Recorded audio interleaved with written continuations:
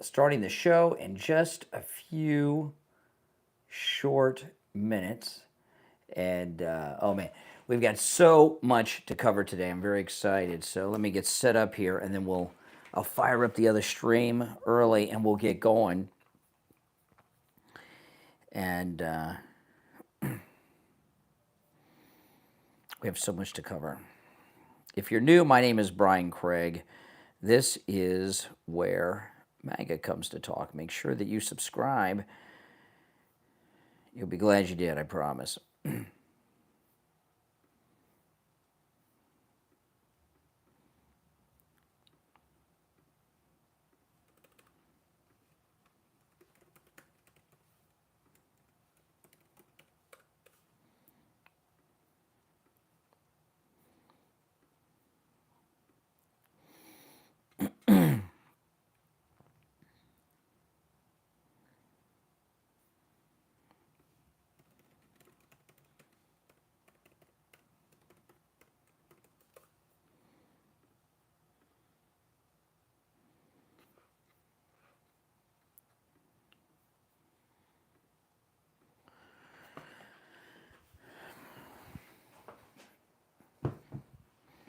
Okay, just let me check the phones, and then we'll start.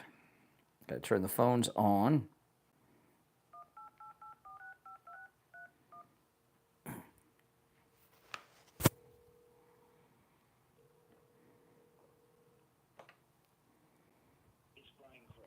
All right. The phones are on.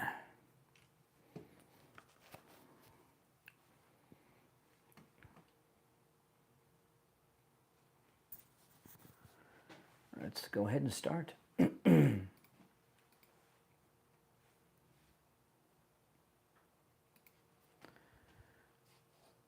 Welcome to the program, everyone. My name is Brian Craig, and this is where MAGA comes to talk. Thanks for tuning in, everyone, and we got a lot to cover. You know, what President Trump is doing is one of the most amazing strategies that has ever been done by not just the Republican Party, but any political party, and I want to cover it on the program. Oh man, let me play this clip. This is the president late last week in the Oval Office talking about ridding D.C. of crime. Listen.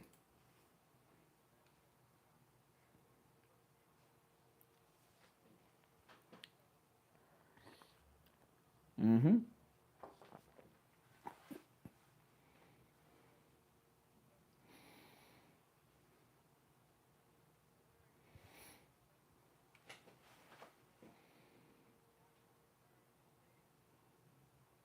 That's right. Yeah. So, you know, this is so amazing. The crime has been virtually stopped in Washington, D.C. Right? The violent crime is virtually non-existent. In some instances, it's over 83% down. They have not had a murder in I don't know how long now, over a week.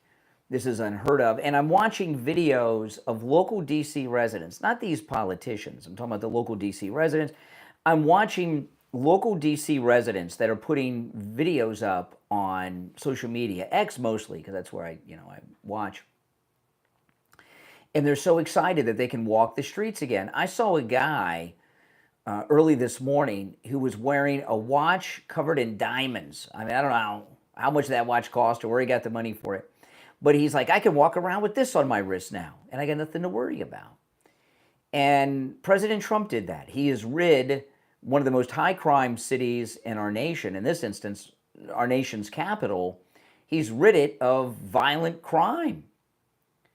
They have an overwhelming police presence, which includes, obviously, the local Washington, D.C. police, as well as activating federal agents and the National Guard.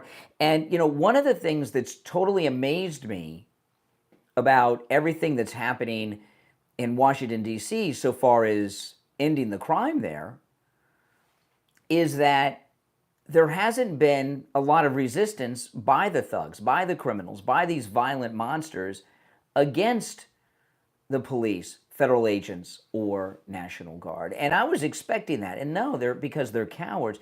You know, they've been running free doing crime for so long, they had no fear, for good reason, that things weren't going to be enforced. They weren't going to be arrested. Nobody was going to come looking for them. Nobody was going to do anything to stop it. So they've been out there with this false sense of bravery. They're not really brave because they had no fear of any type of reprisals. And just the overwhelming law enforcement presence from the National Guard on down to the local municipal Washington, D.C. police has been enough to stop crime throughout the entire city, in particular the most violent of crimes, right? The carjackings and assaults and things. And that's amazing. And President Trump just said he's going to take that to other cities. It was reported yesterday that they are going to the White House, deploy the National Guard to 19 other cities, but President Trump is targeting Chicago next. And what we've been seeing all of our lives are endless stories about crime in these Democrat-run blue cities. Everyone knows what the problem is, but no one has done anything about it. Everyone's talked about, oh, that crime in Chicago, it's so terrible. That crime in D.C., it's god-awful. And no one has done anything about it until Trump. And it's not like they haven't had the money to do it. These cities have unlimited financial resources. But if you listen to what the Democrats are saying, and during the program today, you're going to hear from a lot of these Democrat politicians. I'll play some of the audio on the program as it goes on. But what you're hearing from Democrats is they're saying that what President Trump is doing is unconstitutional. What does that mean? Unconstitutional? What does that mean? Unconstitutional, right? Are they saying that criminals, in particular, what we're talking about mostly is violent criminals, that criminals and violent criminals somehow have some constitutional guarantee to do crime? What are they saying? And the Democrats have openly become a political party advocating for the rights of criminals to go out and commit their crimes. Never thought I'd see it. I mean, you couldn't have predicted this because what the Democrats are doing, the reaction to this is so stupid. It's hard to believe it's even real, but it is. And not only are they advocating in favor of criminals' constitutional rights to go out and do the crime, you can sense the anger that President Trump is cleaning up the crime. Now, some of it is your general Trump derangement syndrome because they hate Trump. They can't go along with anything Trump is doing, even when it's universally good, which is stopping crime, violent crime from happening. It's a universally good thing unless you're a criminal, right? But the Trump derangement syndrome has interfered with them having any common sense, and they're out there advocating for something that's as dumb and as outrageous as you possibly could be advocating for. They're advocating for criminals' rights to do crime. It's crazy. It's crazy. But President Trump has a big strategy here, and this is the brilliant strategy he has. The big problems are in blue cities. Even there's blue cities in red states, right? Like here in Florida. You know, you've got Jacksonville, Florida, which is a high crime city. Orlando, Florida is a high crime city. These are blue cities in this red state. So there's a lot of cities around, but President Trump is going to Chicago and other blue cities and blue states like he's done in Washington, D.C. And what's he going to do? Not only is he going to rid them of crime, the residents, as we're seeing in D.C., overwhelmingly support living in safe cities, and he's going to turn the residents, the voters, the public of these cities, not the politicians, not the Democrat politicians, not all these DEI wokesters. He's going to turn the people that live in these cities, the voters, into Republicans. He's going to magnetize them. When he rids a city of crime, all of a sudden, it's going to be red-pilled, a red-pilling of America's blue cities. And what President Trump is doing is the right thing to do. No one's just had the guts to do it. He talked about doing this in his first term, but things happened and he got bogged down. You guys know about all that. And these blue cities are going to become formerly blue cities. And you go to a state like Illinois, and even the state of New York, you go to these states with the large blue high crime cities, the states outside of that city are Republican. Illinois is a very Republican state outside of Cook County, outside of Chicago. So you rid Chicago of crime like you've done in D.C., which is something that people have thought was impossible, a waste of time, why even bother, and he's doing it. And then all of a sudden, you've got this MAGA voting bloc in a formerly blue Democrat stronghold. This is part of the midterm election strategy of President Trump as well, and it's a pretty darn good one. And it will work, and it'll work, but it's more than just a midterm election strategy. It's the right thing to do. You know, the first role that a government has, no matter where it is to keep its citizens safe, whether it's the federal government or your local government. Their main, number one, first priority is keeping the citizens that they govern safe. And all of the blue cities not only have failed in it, when President Trump and this overwhelming police presence and everything are ending crime, look what their attitude is. How dare you end crime in our city? How dare you violate the constitutional guarantees of these thugs to do crime? Now, if you'd like to call in about this, I certainly would like to hear your thoughts. The number is toll-free. It's pinned in the live chat, 1-888-465-2631, 888-465-2631. It's a toll-free call no matter where you are listening. So what are the Democrats thinking? You know, President Clinton, he's a creep, he's a pervert, he's got a lot of dysfunction, but he was a very smart president. He probably still is a smart man. And in 1994, you had the Republican Revolution led by Newt Gingrich. Newt Gingrich had this thing called the Contract for America, and the Republicans in 1994 took over control of the House and the Senate, and it was the first time the Republicans had controlled both houses at the same time for, was it 30 years or 40 years at the time? So what the Contract for America was talking about, I don't remember all of it. Welfare to work was the biggest one, but there were other things there too. It was a new Republican Party platform. It was incredibly popular. And Bill Clinton was up for re-election in 1996, so what he did, as opposed to rejecting and advocating against these very popular ideas in the Contract for America, he embraced them and made that his platform when he ran for re-election in 1996, and he rode that to victory. These Democrats today, with their Trump derangement syndrome, can't think clearly enough to do that. Stopping crime, stopping American citizens from becoming crime victims is a universally nonpartisan position that the Democrats have found a way to make partisan. You're on the air. What's your name? Where are you calling from? Jeff from California. Yeah, Jeff. How we going, man? It's going. Are we on? I am, and you are for now. What are we going to talk about here? Watch the stream and you'll learn. All right, take care. Yeah. So, you know, there's not a lot of things that politicians talk about that are nonpartisan.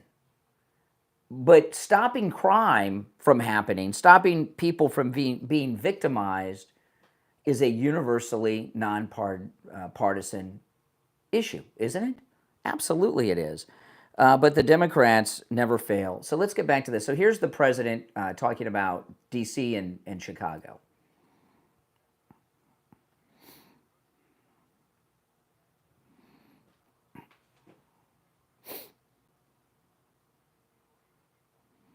Nope.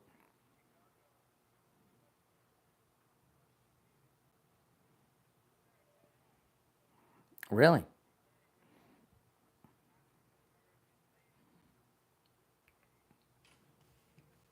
That's right.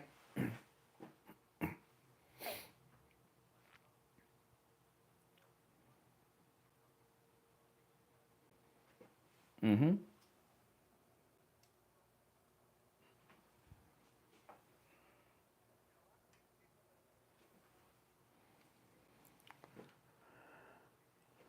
Yeah.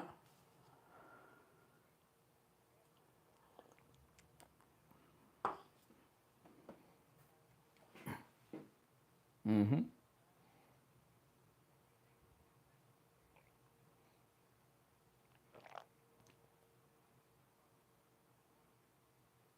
That's right. You know, I was watching someone the other day. They had been mugged, and their phone that's in D.C. And one of the big things is they want your phone. And this one particular person said they made me unlock my phone. Oh my goodness! Think about that. You have everything on your phone, right? Your banking. So what happens? They mug you. They've got your phone, and they've got your bank account. How many of you, now I don't have my bank account on my phone, my wife handles the banking, but I'm unusual. I'm unusual. How many of you have your banking on your phone? Or maybe you've got, a crypto wallet on your phone, right? You're on Coinbase, you got your crypto. Exactly. So what happens? They mug you, next thing you know, or your investment account, your stocks. You have instant access to that, and they have it on your phone. So what just happens? They mugged you. All they really want is your phone. They've made you unlock your phone. So what happens? They've just emptied out your bank account. They've just emptied out your crypto wallet. They've just emptied out your investment account and whatever else you have, and they've sent it to some cash app somewhere. That's it. You don't think these guys are that organized? Of course they are. These are not your average school muggers, and that has stopped. That's really scary to me. You know, I couldn't imagine. I mean, if you think about it, you have everything on your phone, and not only that, they take the phone. So they make you unlock it. They're transferring everything to whatever, cash app or whatever, off to somebody, and then that money's gone, right? But what do they have? They have all your private information for you and your entire family. They know where you live and where your relatives live. So what are you going to do? A lot of people never report those crimes because they're afraid that people will come to their house or the house of their family members. That's what's been going on, not just in D.C., nationwide. You know, I'm thinking about getting one of those. I was looking about this because, I've wanted to do some traveling. I'm thinking about getting one of those minimalist phones that don't have all these things on them. I mean, I have some crypto. Do you have do you have a crypto account? Do you have the app on your phone? You get mugged in DC, your crypto's gone. You've just transferred it to the mugger. That's right. Oh my goodness, it's crazy. You're on the air. What's your name? Where are you calling from? Hey, Brian. It's Brian here. Yep. What's up? How's it going? You seem to be talking about one of the oldest conversations we've had in political circles is how much liberty are you willing to give up for safety? It's one of the oldest questions we've been asking it since 9/11, when we started doing library stuff and the books. So how much liberty are you willing to give up for safety? Well, as opposed to talking in vague generalities like you're in some law school class, let's talk about the real. Excuse me. Calm down. Excuse me.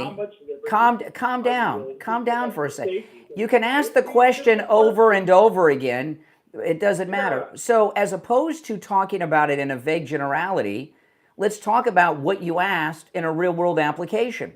So in Washington, D.C., we have an overwhelming police presence of not just local police, but federal agents and the National Guard, who has lost, other than the criminals who are not murdering and carjacking and mugging and such, who's lost liberty and rights in D.C.? The elected officials in the areas that are not inviting you in. The federal government just coming in. No. That you're talking about D.C. is a federal city. Now we're talking about the citizens. You said how much? They've had home rule for how long? They don't have home rule. They don't have home rule. You said how much liberty are you willing to give? I'm talking about the citizens of D.C. What liberties have the citizens of D.C. had taken away from them? Well, if the elected officials of D.C. have had their liberty taken away, the citizens have. The citizens are the ones that put them there. No, D.C. Are not elected officials representatives for us. You like to ask questions. It's an interesting attempt that you have at debate. It's a very sad way to debate. Really You not. ask the It's second really question. simple. You ask questions over can and tell over. you exactly- Excuse me, you're on hold. You ask questions over and over again, and then you start to ask them louder with some inflections here and there to make it sound as if you've made a point. Okay? The number one job of, oh, he hung up, by the way. He hung up. The number one job of any government, city, county, state, or federal, their number one first priority is to protect its citizens. Okay? To protect its citizens. The government of Washington, D.C., which does not have home rule, by the way, the local city government of Washington, D.C. has failed in their, and by the way, that caller hung up. I did not hang up on him. They have failed in their number one duty as a local government, to protect their citizens. They do not have a right to not protect their citizens. Now, if you are a Medicare recipient or will be turning 65 soon, call Chapter. Chapter covers all 50 states. So no matter what state you're in, Chapter can help you with your Medicare. Give them a call. When you call Chapter, by the way, the number is in the description of the video. It's also on your screen there. When you call Chapter, you're going to get a real person on the phone. They'll answer, a real person, a real agent. And it costs you nothing. It is completely free help. There are no catches, no strings, nothing. They'll answer all your Medicare questions, and they'll also review your policy to make sure it's the right one. Did you know there are millions of seniors who are not receiving the Medicare benefits that they're entitled to? You may be one of them. Chapter will find out for you during that brief phone call. The average Chapter client saves over $1,100 a year on their annual premiums. You can save money as well for free, costs you nothing. Here's the number, 805-754-3033. And remember, no matter which state you're in, they can help, even D.C., which is not a state, but it's part of the United States of America. 805-754-3033. 805-754-3033. And again, the number is in the description of the video. You heard from the liberal caller there. How much liberty are you willing to give up? See, this is the thing. If you look at what's happened in D.C., it's happened in a completely different way than any of us would have imagined. And that way is this. There's been really no resistance to law enforcement other than that one white guy from the Justice Department, that liberal lunatic that threw the subway sub at the federal agents and got arrested. Okay, a Justice Department lawyer who's been fired. Other than that guy, there's been no resistance. For people to lose liberty in Washington, D.C., or any city that President Trump uses this great model from D.C., and whether it's Chicago or Miami or Orlando or St. Louis or L.A., okay, you only lose liberty if they come in and arrest you who's done no crime. Or they arrest you and you don't get Mirandized, or they beat you up for no reason, something like that. Having police, having a law enforcement presence is not a loss of liberty. In fact, it's the opposite. President Trump is giving the law-abiding citizens of Washington, D.C. more liberty because they're free to walk the streets without being victimized by these criminals. But you hear what the liberals, like the guy that called and hung up, didn't you like that? He asked the same question over and over again, louder each time with more inflections, and he thinks he's some brilliant scholar who's made some good points. Guy's short a few brain cells there. I mean, I haven't heard of any civil rights violations. In fact, where's the ACLU on this? Have you seen the ACLU in the streets? The Democrats, the American left, have somehow created this delusion in their Trump derangement syndrome suffering brains that criminals have a constitutional guarantee to do crime. When you're a public official and you don't do your job, you're relieved of that job. The crime in these cities is a national emergency, and the President of the United States has a right to declare a national emergency anywhere there is one in the United States. It could be New Orleans, it could be Chicago, it could be DC, it could be New York City. It could even be in a small town somewhere where there's a lot of crime as well. But we're going to see these big blue cities targeted first. And, another thing that I've noticed with the Democrats, with the left, is there's a lot of fear with them, isn't there? There's a lot of fear with the Democrats that people will not be victimized. How long has it been in D.C. without a murder now? It's been over a week. And people are like, wow, it's amazing. So what does that say? There are people, innocent people, who have not been killed this week in D.C. because of President Trump. And what's the Democrat liberal response? Well, you heard it on the phone. Anger. They're pissed. How dare you stop these criminals from doing what it is they do? What happened to the Democrats? The Democrats have always been wrong on the issues, okay? There's never been a time when the Democrats have been right on the issues. But what's happened to them now where they have become advocates for the rights of violent criminals to do crime? This is a whole new thing. And it's not even me being sarcastic. They are literally advocating for criminals as if they have some constitutional guarantee to do crime. And I've got news for you, they don't. And this whole phase that we're in with the Democrats is so insane, it's hard for me to believe it's even real. But it is. And it goes on and on and on. Here's an example. This is MSNBC. This is Democrat Congressman Ro Khanna.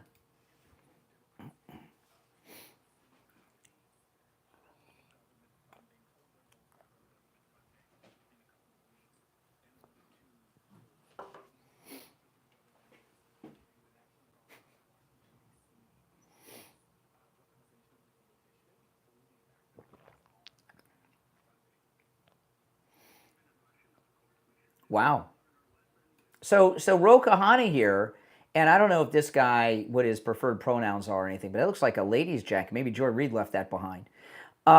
What he's talking about here is they want to pull the funding because criminals can't go out and commit crimes. Rape, steal, kill, carjack, breaking and entering. And he wants to cut funding so that the criminals can get back to business.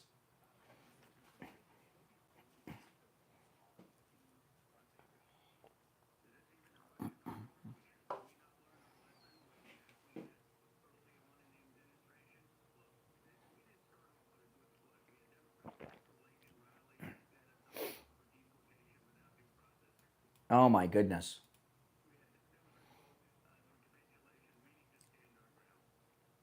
We need to stand our ground. This is a sitting member of the United States House of Representatives. When he says we need to stand our ground, he's saying stand our ground for violent criminals' rights to do crime.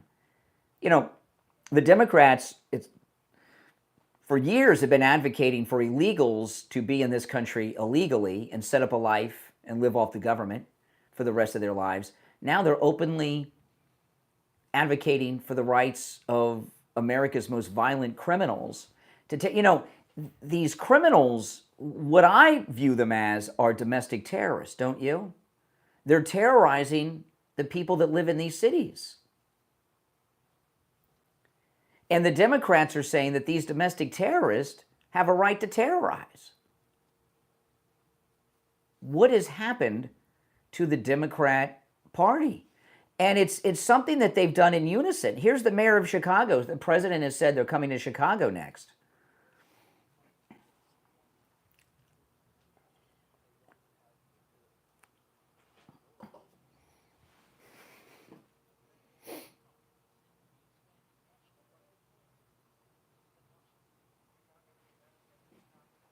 Mm-hmm. That's right.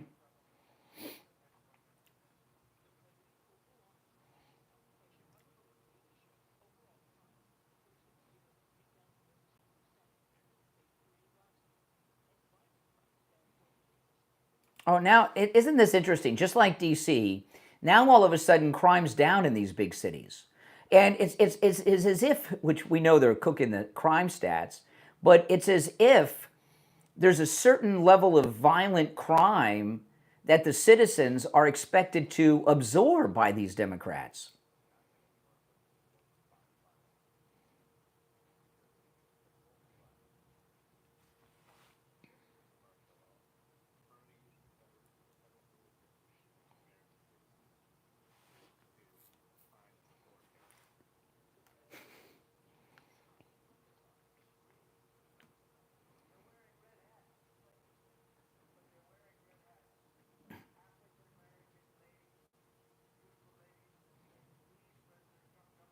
That's right.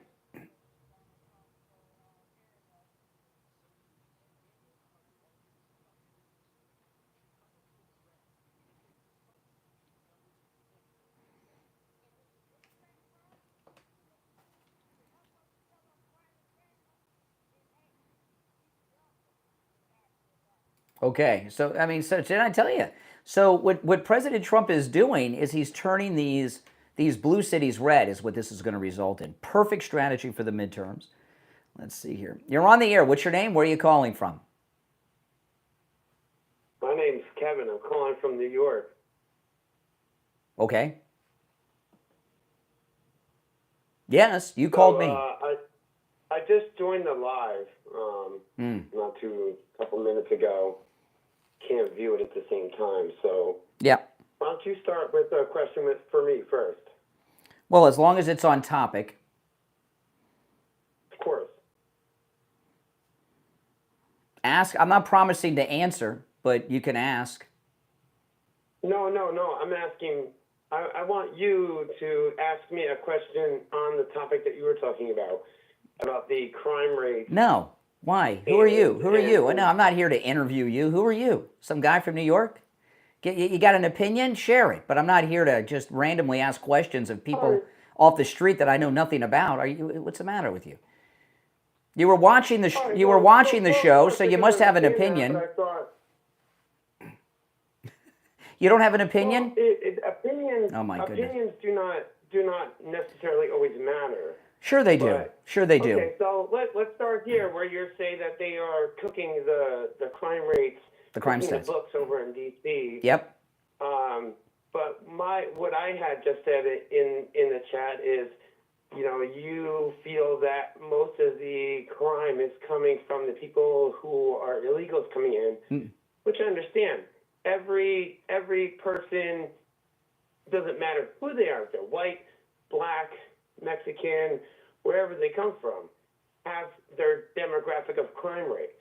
Okay? So what I want to ask you is, what would you say if there was these white people coming in, people who were Americans committing crime, people who could have been Americans, who you think were just, in general. Okay. All right. Let me answer your bizarre comments. First of all, the people that we're talking about in D.C. and in Chicago that are being rounded up, I've referred to them as domestic terrorists. These criminals are domestic terrorists. They're Americans. They're American criminals we're talking about here that we're rounding up in D.C. There have been some illegals picked up, but most of the arrests have been of American criminals. And the same will be true in Chicago. So we're not talking about the illegals. Now if you want to talk about crime, among the illegals, they're all criminals. They have a 100% crime rate. But that's not who we're talking about in D.C. and Chicago. Okay, so to keep on topic with D.C. and Chicago, then what do you have to say about the fact that I have seen, many people have seen, that the big police presence with the Secret Service and Border Patrol and everyone who's coming to D.C. upon Trump's orders are only seen in basically high-profile areas, the train station, Capitol monuments, tourism areas, and they're not actually going to the real parts. No, in fact, that's not true. They started in the train station is a high crime area that they've cleaned up, okay? And they started in the tourist areas for a very good reason. Why do you think they start?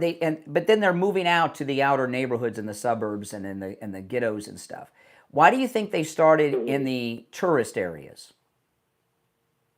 Well, because they're high population area. There No. are more vulnerable people. Okay, coming yeah, there, okay, you're okay, yes, who are okay. from other places The who muggers, are the not okay, used the to people crime. the people that are doing the crime, they go to rob, they go to mug people that got money. So they go to the tourist areas to do their crime first. That's the That highest happens crime in areas. any place you are, in any high tourism place. Yeah, but yeah, that you can but visit they anywhere have in they the have world. moved out of they have been spread. They've started in that area, and then they've been spreading out like an advancing army for the past however many days they've been in D.C. Because I've been Now down you to support DC this, right? You and support Washington what and Trump's doing, right? Ridding D.C. of crime. You support ridding our streets of criminals, correct? I don't support political agendas, but I support, yes, getting rid of crime and Okay, so especially you violent support what crime. President Trump is doing in D.C. then. That's great. And he'll do the same in Chicago, But- which is a good thing. But what do you say that it's more of a political agenda versus actually trying to keep people safe? Well, from Trump's viewpoint, What's your it's not. opinion? From Trump's viewpoint, it's not political. From the Democrats' viewpoint, it is. Okay, they're making it political. President Trump believes that all Americans have a right to be safe when they walk the streets and not be victims of crime. The Democrats, what they're doing is advocating for what they say is a constitutional right for criminals to do crime.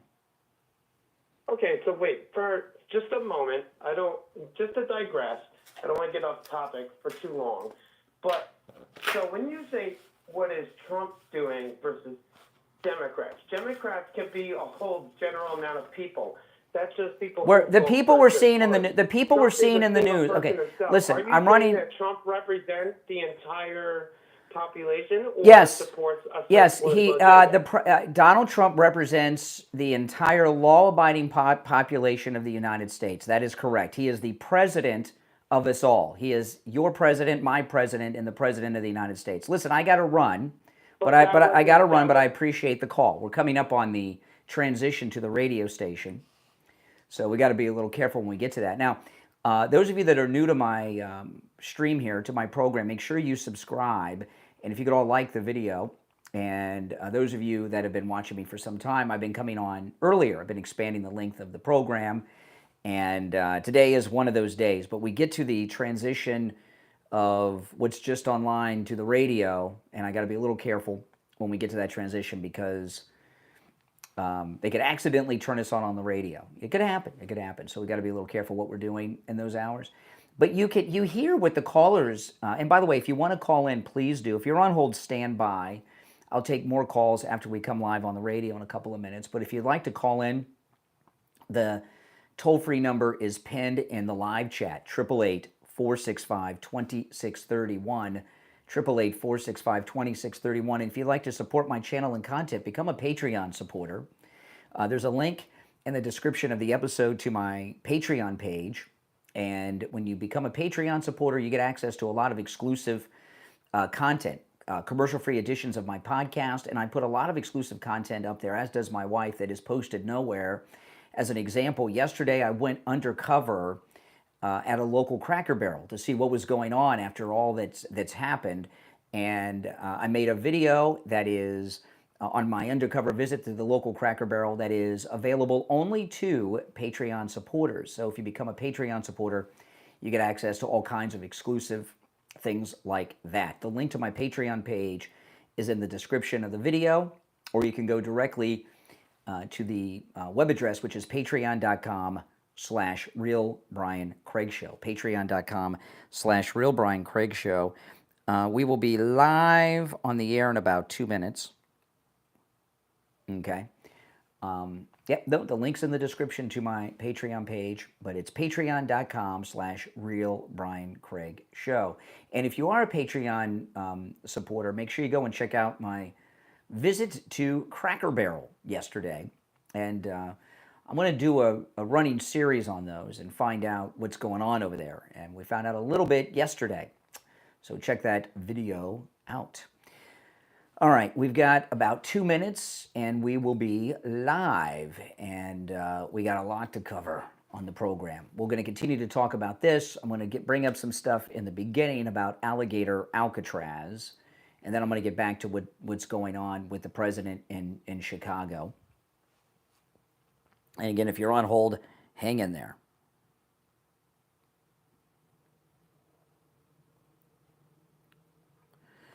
Okay, so we got about, let's see here, about 90 seconds, and we'll be live on the radio. Yeah, the toll-free number is pinned in the live chat. We've had some good calls so far today, but you've heard from the liberals that have called me already on the show. They are obsessed with supporting the rights of criminals to do crime. Who argues against that? You know, these governments in these blue cities have not done their duty of protecting their citizens. And President Trump is the president of all Americans. So if he declares an emergency and he's got to move in, he's got to do it. If you're on hold, stand by. We'll take some calls after the show starts. We got less than a minute, and we'll be live on the air. You guys like me coming on early like I've been doing? I did it Thursday and Friday. This is the third day. And I'm going to continue to do that. Make sure you subscribe if you are new. And if you could like the video and share the video on all your socials, that'd be super cool too. All right, stand by.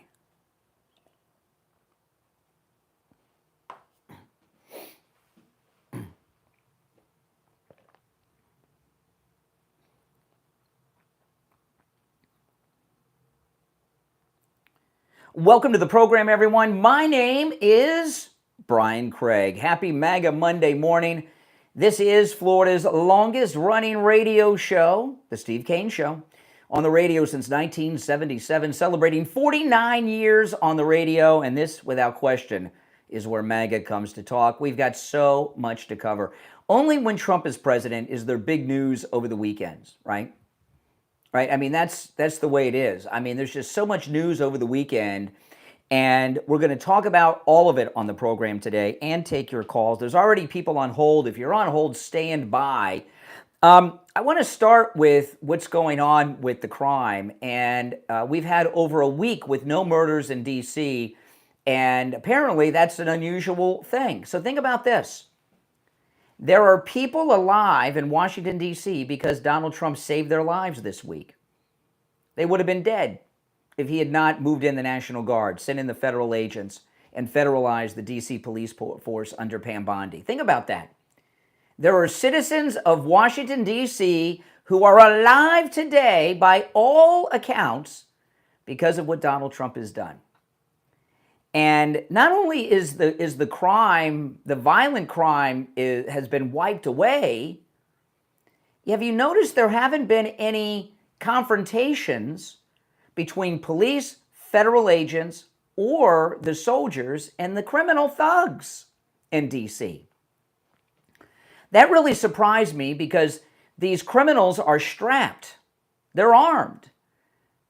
And the only resistance, the only attack I've seen was over a week ago, and it was that guy that threw, the white guy that was the Justice Department lawyer that threw the Subway sandwich at the one federal agent and ran away like a girl, and then they got him and arrested him.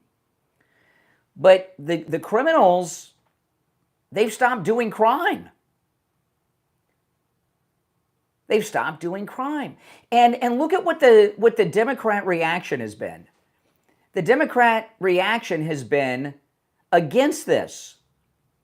The Democrat reaction from day one, even when we've seen that it's worked over a week into it now, the Democrat reaction, not only are they arguing against it, they're angry. They're visibly angry when you see them talk that President Trump has rid D.C. of crime by over 80%.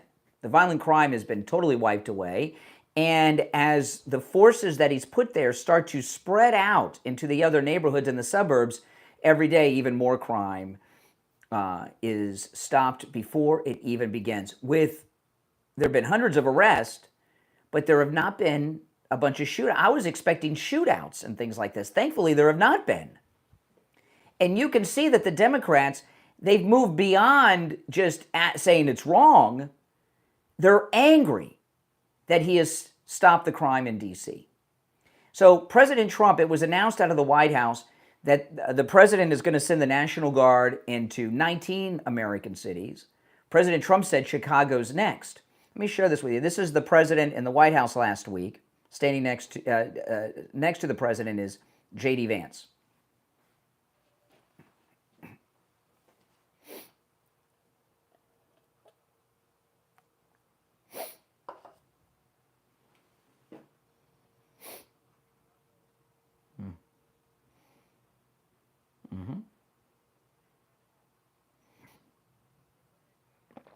That's right.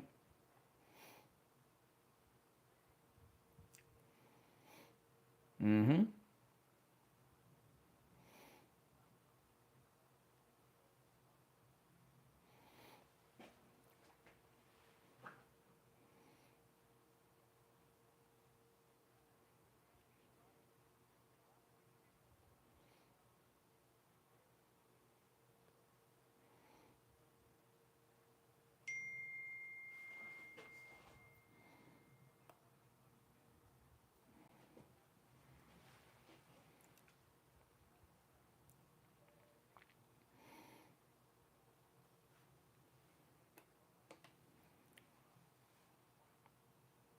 Yeah, and he's going to move to Chicago. And this is what you have to understand. All government, whether it's your city, county, state, or federal government, their number one responsibility is keeping the citizens that they govern safe from criminals.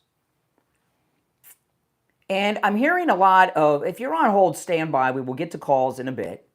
What I'm hearing from liberals, they just throw out talking points. They don't even know. They're like a parrot that learns how to mimic some sounds, and you think the parrots can't talk. They can just mimic sounds that they hear.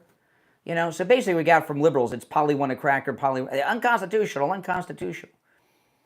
Really? This is interesting to me because when I hear Democrats, when I hear these elected idiots in the Democrat Party, are they saying that criminals have a constitutional right to rape, murder, carjack, murder? What are they saying? Whose constitutional rights are being violated? And they're getting angry now because President Trump, he's shown that it works. There's been very little resistance, no shootouts in D.C., which is amazing. And we're going to see when he moves into other cities, it's a similar thing. Now, Chicago's next. And people say, well, he's violating these local governments. The local governments have failed. And when what these criminals are, they're American criminals. We're not talking about the illegals here. We're talking about American criminals. The way that I view them, and I think the American people view them, and the president views them, these criminals are domestic terrorists. Like Tim McVeigh and others, domestic terrorists. And America's blue cities have been taken over by domestic terrorists that are victimizing everyone all over the place. And one of the reasons they're doing it is because they have no fear of being arrested, no fear of bail, no fear of anything. In fact, in many instances, law enforcement has been told to do nothing. Well, those days are over. Those days are over. And what President Trump is doing is so amazing on a level that people haven't figured out yet. Now, the crime in these blue cities has been one of the most talked about issues for as long as I can remember. Everyone talks about it, but no one's done anything about it until President Trump. And the model, the pilot program, is in the District of Columbia, and it's worked with incredible amounts of success. So Chicago's next, the president says, and there's other blue cities. And there's blue cities in red states, and they're just because there's crime in a Republican state or city doesn't mean it's not going to be stopped either. But what's happening? He's targeting these blue cities. And the residents of these cities are praising Trump for being able to live in a crime-free place now, where they were afraid to go out. So what's happening? The citizens of these blue cities now that they are safe, are being red-pilled, magatized. They're becoming Trump supporters. And what Trump is doing, he's going to turn the voting, I'm not talking about the Democrat officials and the DEI hires at all the police departments and such. I'm talking about the residents that are afraid to go outside with their families for fear of being robbed, raped, killed, shot, carjacked, okay? He's turning them into Republicans. This also has the impact of assuring Republican victory in the midterms. It's not the goal of it. It's not why he's doing it.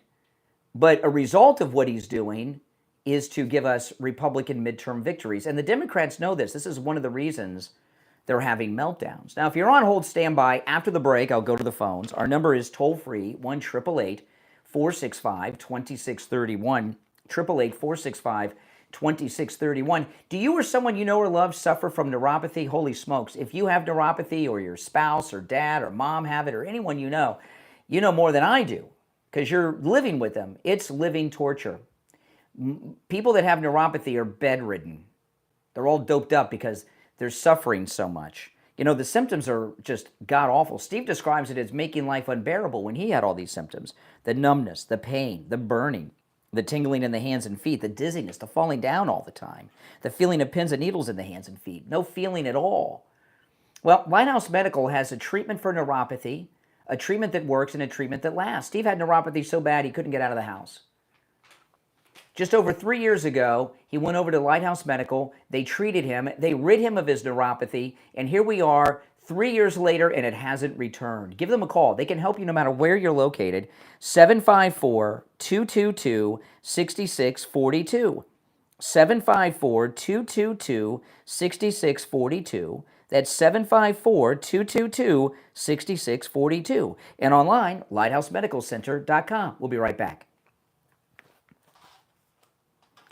If you're on hold, stand by. I'm going to go to the phones when we get back. If you'd like to call in, the toll-free number is pinned in the chat, 888-465-2631, 888-465-2631. And I will go to the phones when we get back. We have one opening on the board.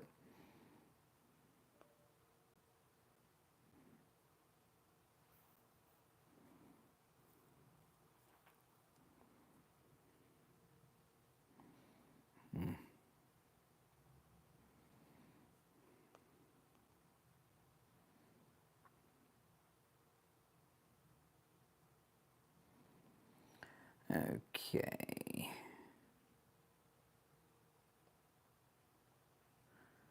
We'll be back in just a couple of minutes, guys. So now listen, let me tell you about Chapter. If you are a Medicare recipient, no matter what state you are in or the District of Columbia, give Chapter a call. When you call this number, you're going to get a real person on the line, a real insurance agent. They're going to answer all your Medicare questions for free. There's no catches with that. It's completely free. They'll review your policy for you. Make sure you got the right policy and you're not paying too much. Millions of seniors are missing out on Medicare benefits that they're entitled to. Chapter will find out. The average Chapter client saves $1,100 a year, even more, off their Medicare. They'll review your policy to make sure you're not paying too much, and the help is always free. The number is in the description of the video, but it's also on your screen, 805-754-3033.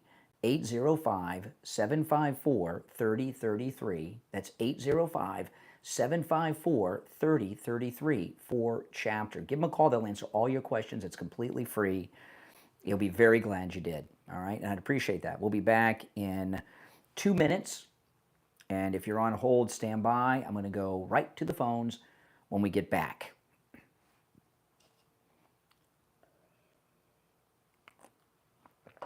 I started the show about 40 minutes early today. We've already been taking calls. We've heard from pro-crime liberals already on the line. I mean, do you guys hear yourselves? I mean, who would advocate in favor of crime? I just don't get it. Why would you be advocating for crime? That just doesn't make sense to me. It's very bizarre. Less than 90 seconds and we'll be back. I don't know, maybe these are drug users who are worried that they'll find their drugs. I don't know. I know the Democrat officials are in a panic because people will now expect them to keep them safe from criminals, and they don't even know how to do it if they wanted to. Remember the Democrats were advocating to give felons the right to vote? Remember that? Now we know why. Exactly.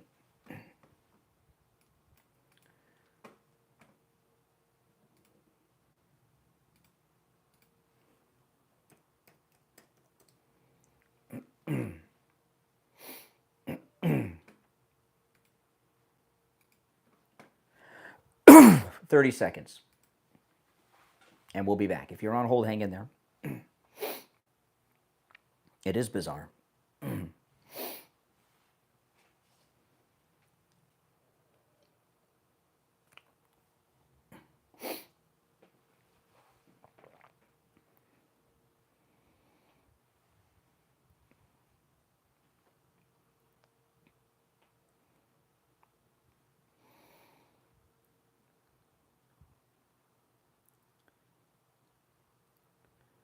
Welcome back, everyone. My name is Brian Craig. You're listening to The Steve Kane Show, Florida's longest-running radio show. There's one opening on our board at 1-888-465-2631, 888-465-2631. And, of course, we're talking about President Trump's midterm election strategy of making Americans in blue cities safe from the most violent American criminals out there. All right, let's go to the phones. Hold on, let me answer all these lines. My phones are ringing off the hook. You're on the air. What's your name? Where are you calling from? My name's Adrian. Yeah, speak up, Adrian. Speak up a little bit. Yep, what's on your mind, Adrian? Yes, can you hear me, man? I can hear you, man. Yeah, man. I was just contacting you. Yes, my name's Adrian, and I'm calling from Texas. Okay, Adrian in Texas. What's on your mind? Yes, man. And I see you. I like your message. I really like what your delivery. You know. Mm-hmm. Well, thank you. Yeah, with Trump. Yeah. Here we go. Okay, so. Listen, you got to talk into the phone. I'm sure you've got to talk. You keep moving your mouth away from the phone. Okay. I know I can hear you better. I'm sure you're used to texting and DMing and not actually talking into the phone. No. I'm a Gen Z, man. It's just a hardware flaw. Okay, go ahead. Okay, yeah, okay. So you were complimenting. You like my style. You're calling from Texas. Your name's Adrian. Okay, what's on your mind? Yes. So I don't like this consistent cliche reinforcement of religion. What are you talking about? What do you mean enforcement? Who's enforcing religion on you? Yes, I mean I do love No. You said you don't like this enforcement of religion. Who is enforcing religion upon you? Yes, I'm talking about Charlie Kirk. And that, right? Charlie Kirk is enforcing religion on you? Hold on. Slow down for a second. Charlie Kirk is enforcing religion on you? I was not aware that he had, powers like that. No, upon the media, and I respect that, and I respect the housekeeping. Enforcing? Oh, my goodness. Because at the end of the day, we're fucking lost. Okay, there we go. First dump of the week. I knew it was coming with that caller. First dump of the week, Mike. And I knew it was coming. I just thought we'd get it out of the way early. If you're on hold, stand by as we wait for the delay to re-engage. Did you hear the accent? I knew from the moment. See, the reason that he was having a hard time with the phone is he knew what he was going to say, so he wanted to hear himself say it. Online, when he said it on the air, so he didn't have the phone up to him. He had his ear up to the speaker, whatever device he was listening on. Oh, my goodness. Yeah, so President Trump's ridding us of crime. This is Democrat Congressman Ro Khanna on MSNBC advocating for criminals. Listen.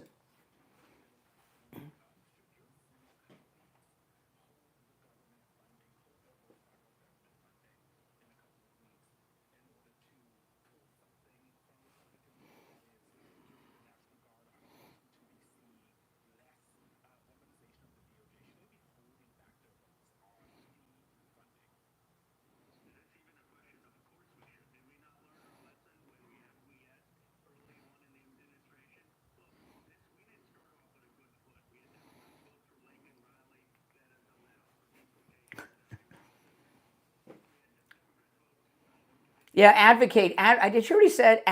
Listen. I'm going to rewind this about Lincoln Riley.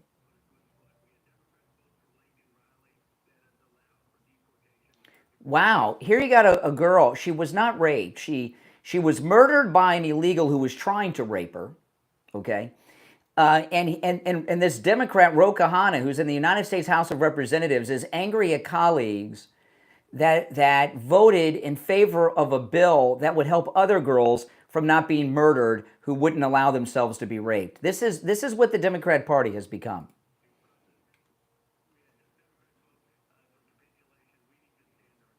Yeah. Oh my goodness. For who's he talking about? The guy that killed Lincoln Riley? What's the matter with Ro Khanna? I'll tell you what's the matter with him. He's a Democrat. You're on the air. What's your name? Where are you calling from? Hey, Brian. Yeah. Yes. Okay. My question. I live in New Jersey. Yeah.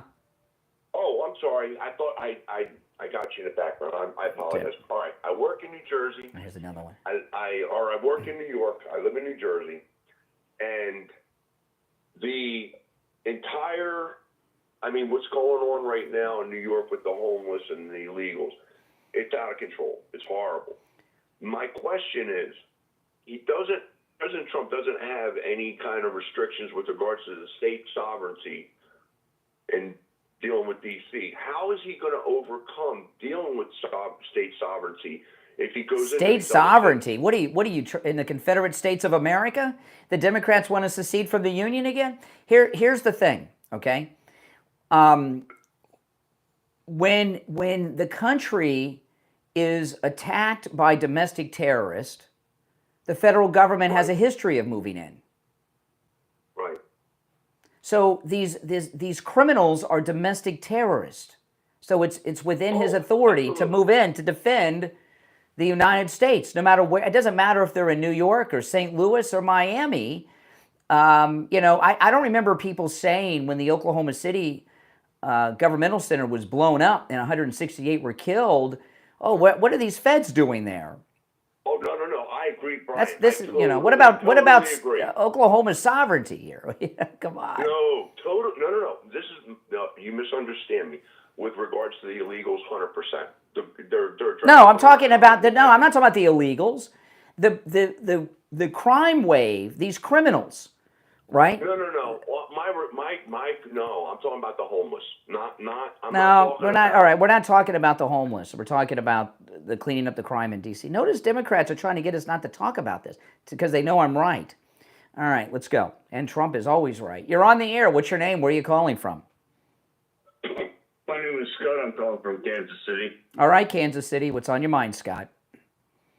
Well, I'm weighing things out about what Trump's wanting to do and has done in the cities as far as reducing or, if at all possible, stopping violent or fatal crime. Well, he's done that. In Washington, D.C., they've said for the first time in a long time there has not been a murder in over a week. So there are people alive in D.C. that are alive because of what Donald Trump is doing. And it's being widely reported in every news source that crime is down dramatically, over 80% in D.C. because of what Trump's doing. Yeah, and one of the crazy things is one of those two people, a man and a woman, that were attacked at that music show, the woman is saying, "Hey, President Trump, darn you and your insurrection, your what insurrection? What insurrection? Yeah, well, no, I can't say that I'm quoting her exactly, but I heard a little bit of what do you mean your insurrection? Whose insurrection? What insurrection? Well, yeah, that's her words. Oh, okay, because I don't know what she's referencing. Yeah. Well, she's saying it's an occupation. What's occupied? There's an occupation of what? Where? What's being occupied? Of the city, and it's a violation of Pasa Comitatus. All right. I don't even know. Dump that, Mike. I don't know what if that was real Latin. No, I would dump that. I tell you, these Democrats. You're never going to try to get the profanity about trying to pass it off as Latin. Oh my goodness.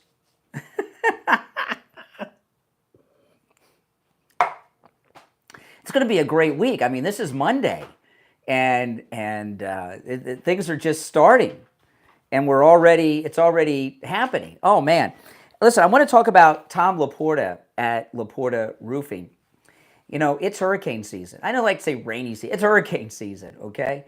And we've been lucky so far, but man, we've had some heavy rains and some winds, and over the weekend, holy smokes, the winds were so heavy during the rains.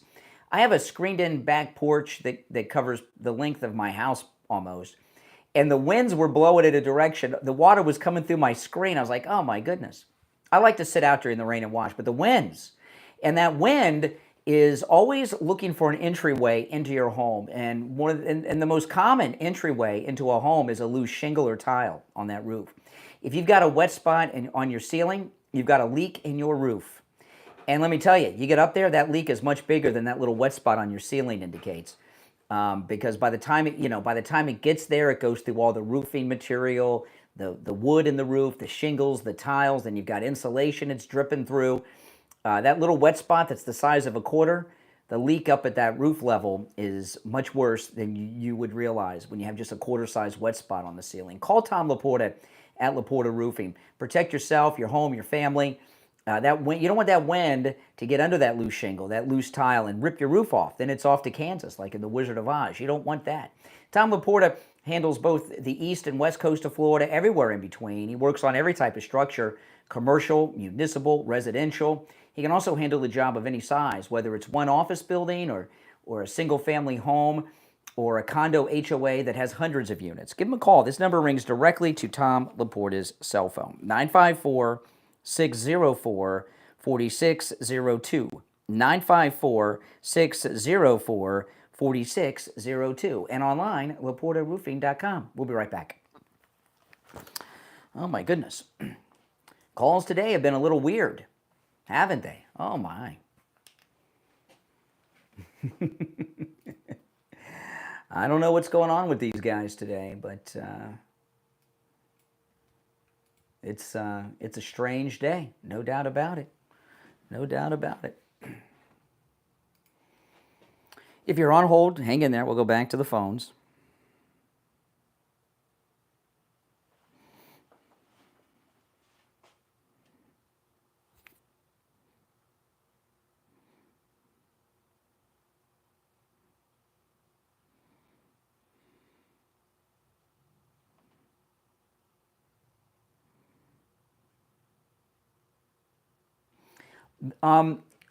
Those of you I have 2 live streams going. So those of you that are watching on the live screen where you see the green behind me, okay. To get the benefit, to hear the sound bites I play, to see the videos and articles and everything, you have to go to my other stream, which is here on YouTube. With the stream with the green, when you see the green behind me, you can obviously hear and see me and hear the callers, but if you want to hear the audio sound bites and the videos and see the articles and everything I cover, you have to go to my other stream. There you get the benefits of the green screen effect. And when people ask if you could let people know that from time to time, you guys in the chat, I would appreciate that. If you're new to my channel, we're in a bottom of the hour radio station commercial break, and we'll be back shortly. But subscribe if you're new. It's right here on the same YouTube channel, Brian Craig Show on YouTube. And if you go to my channel, you'll see it. It has a thumbnail of President Trump in a Chicago police officer's uniform. Is in the thumbnail. And there you hear all the audio sound bites. You get to see the video, the articles, and everything that I cover. Brian Craig Show right here on YouTube. Just open up my channel profile if you're watching with the green behind me. If you see the green behind me, that is. We'll be back in 2 minutes.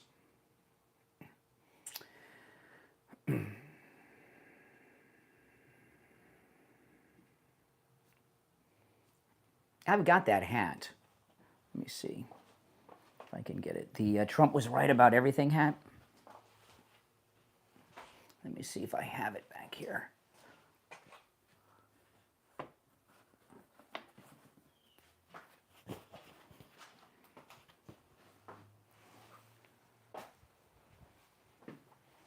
Okay. This is the Trump was right about everything hat. That's a good hat, isn't it? I like it. It's the one the president's wearing. It's a good one. Just over a minute, we'll be back.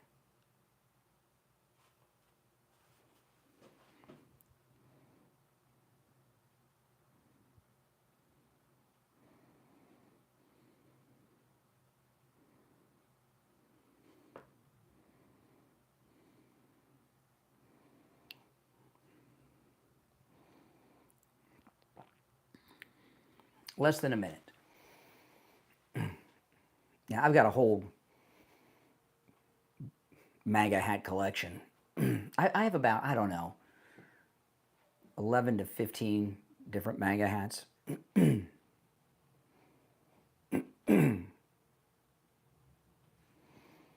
I got to tell you, my wife has gotten me on a new allergy medication. It's just starting to kick in. I'm allergic to cats, and I've got 5 of them in the house, so it takes a while for it to kick in, a couple of weeks, and I'm feeling it kicking in now. All right, here we go.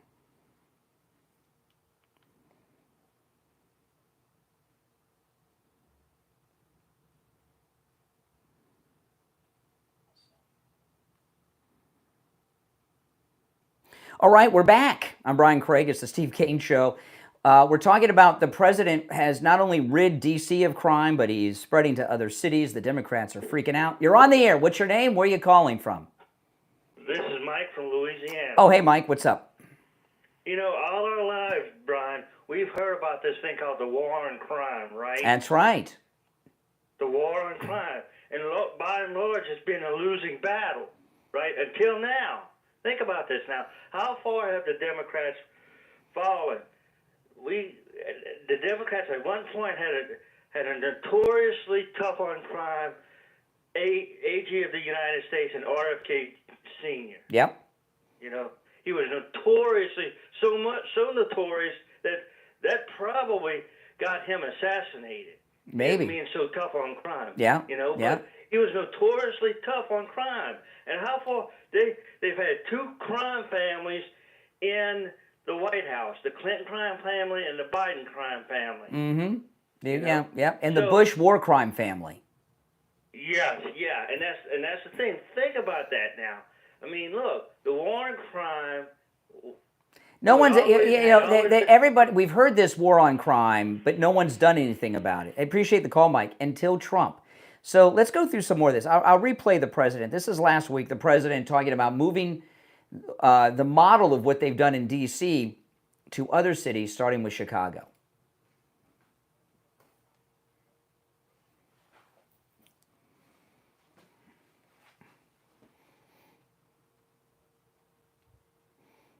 Nope.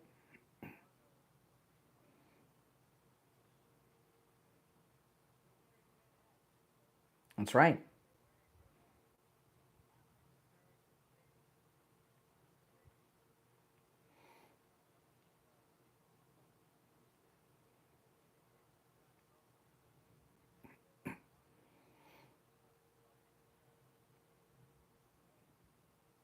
That's great.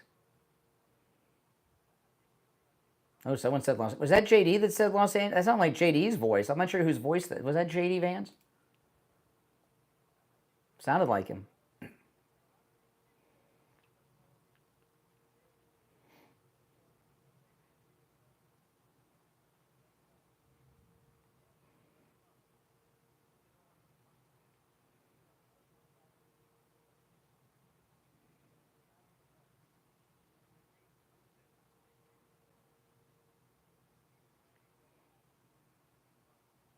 And what he's talking about is the White House press corps. The White House press corps live and work in D.C. Some of them have been victimized themselves. They've talked about it. They don't talk about it so much now, but when the announcement first happened, they were talking about it. And I was talking a little earlier. This was a crazy story. There was one member of the press I saw over the weekend, and they said that they got mugged and the person stole their phone. But before they stole their phone, they made them unlock their phone. So think about it. When your phone is on, because, a lot of times, well, get my phone. You don't have my combination. What are you going to do with it? Well, they make you unlock it before they take it. So what's on your phone? Can you access your bank account on your phone? Yeah. Do you own crypto? Do you have a crypto wallet like on Coinbase? Do you have that crypto Coinbase app? So you got your bank account on your phone. You got your Coinbase crypto wallet there on the phone. What else do you got? What about your investment account? Do you have access to your investment account? Maybe you do. So what happens? These criminals, they've mugged you.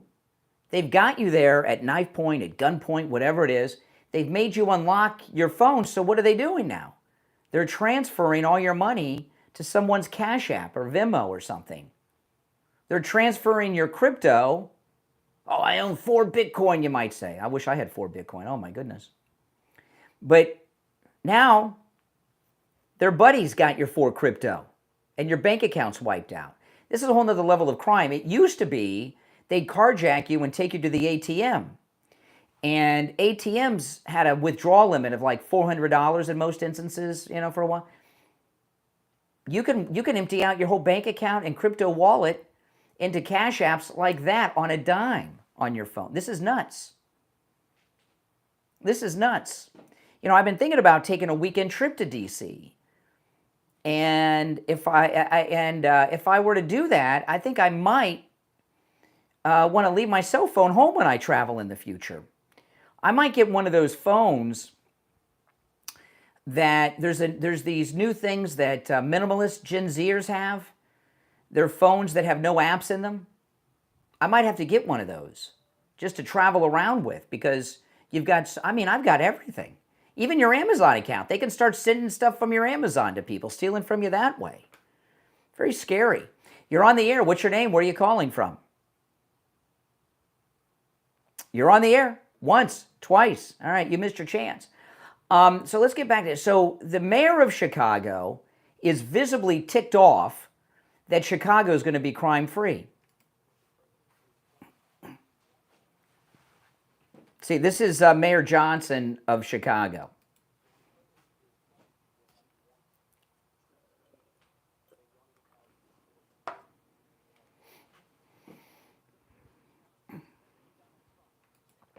See, now, first of all, I was talking about, in D.C., where the National Guard are there and armed. They're not arresting. There's just a presence. The arrest powers come from the local law enforcement and the federal agents who do have arrest powers. The National Guard are just there for the presence, and the presence enough has stopped someone from being murdered, stopping people from being murdered for over a week in D.C. now. So they're not violent. They're not arresting people.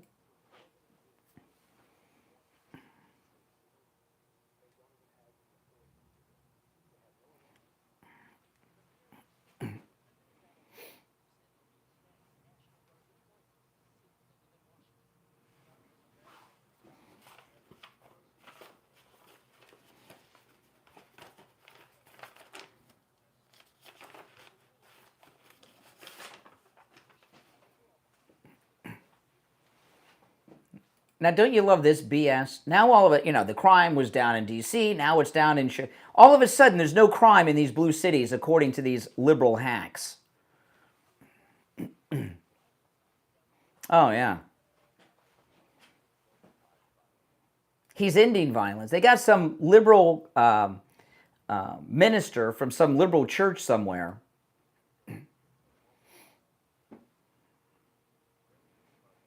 Oh, please.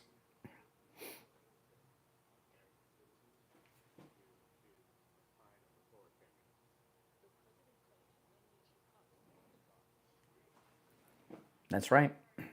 Now, listen to this.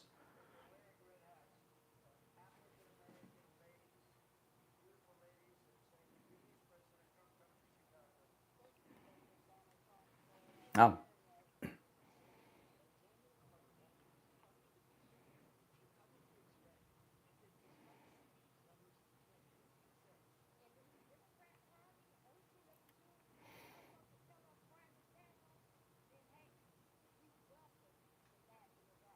Okay, so there you have black women organizing this group, turning Chicago red. See, that's what I was telling you. This is, not only is he doing what no one has bothered to even attempt to do, rid our blue cities of violent crime, this is a midterm election strategy. You know, forgetting about these Democrat incompetent jokes that are jibber-jabbering for the rights of criminals to go out and rape and murder and assault and rob and do all this stuff, the people that actually live in these cities with their families that are not politicians are praising Trump. And I have seen so many people online that are local DC residents that are so excited, and they're black because it's, you know, majority minority city. I was watching a guy early this morning. He's got a watch covered in diamonds. I don't know where he got the money for the watch or how much that watch is worth, but it's pretty fancy. And he's walking around with this watch with diamonds. It's like, look, I could walk around DC with this on now. So these blue cities are being red-pilled and magatized. One by one, this is going to happen nationwide. And by the time this is done, it's going to be midterm election season. And the midterm election main issue is going to be, hey, right? Do you like living in a city without crime? Re-elect Republicans. If you want to live in a city filled with crime, vote Democrat. That sounds pretty good to me. That's a good campaign theme. And that's what's actually going to happen. If you're on hold, stand by. If you'd like to call in, our number is toll-free, 1-888-465-2631. You know, I haven't heard from one Democrat who's happy that no one's been murdered in over a week in D.C. There are people alive in D.C. because of Donald Trump. 1-888-465-2631. I want to talk about Friendly Tire in Margate. You know, Friendly Tire in Margate, I've been a customer there for about 20 years now. It's absolutely amazing. You can get new tires out the door and on the road for as low as $75 a tire. It's absolutely amazing. Yeah, and when I say out the door and on the road, what I mean by that is at Friendly Tire in Margate, he does not charge you to balance the tire, mount the tire, or dispose of your old tires. So whatever he quotes you, that's out the door and on the road. New tires as low as $75 a tire, and that's for common sizes on some of the most popular vehicles on the road today, okay? It's amazing. And it's not a little Fiat tire, okay? I'm talking about like very popular vehicles. Give Friendly Mike a call. He has all the name brands you know and love too. And he also does tire repairs. And he has thousands of good used tires in stock at even lower prices. 954-977-9445. 954-977-9445. That's 954-977-9445 for Friendly Tire in Margate. We'll be right back. Okay.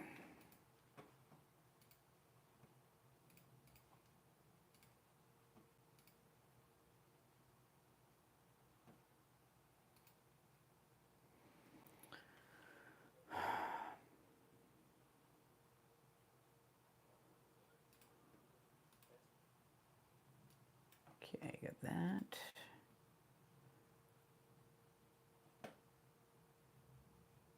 I'm just queuing things up for when we get back.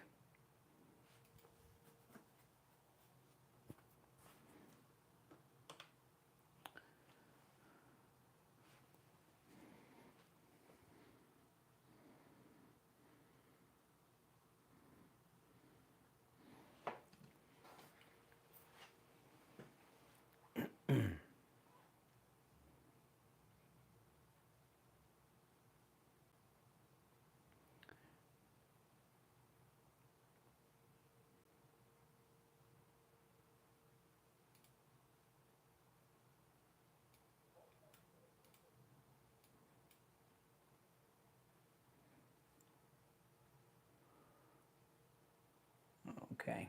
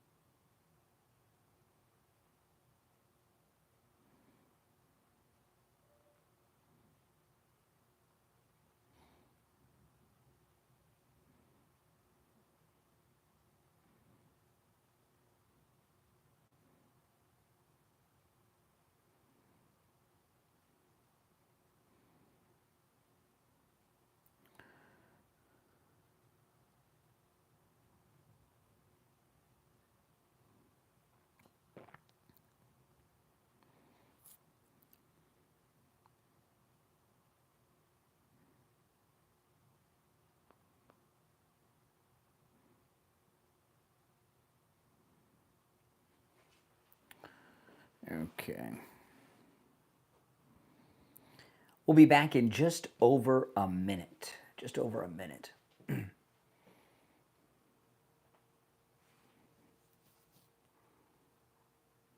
If you're on hold, hang in there.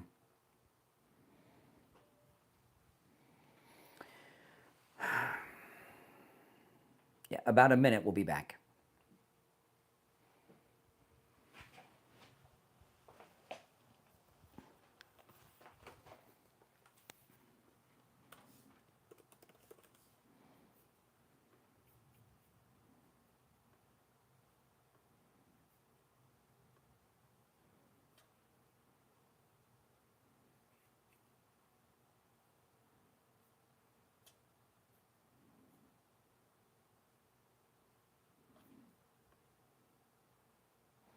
About 30 seconds, guys.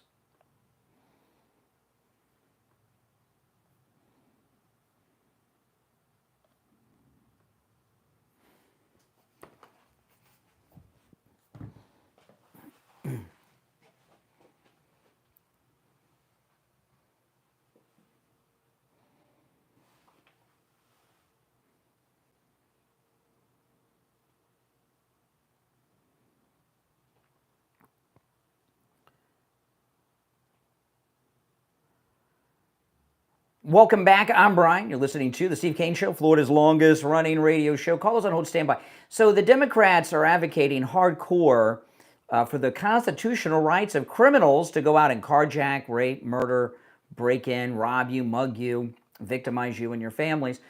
And of course, President Trump said the National Guard and others are heading to Chicago next.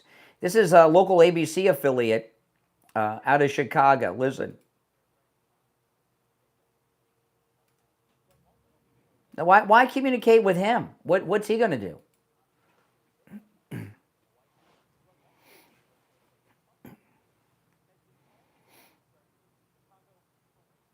That's right.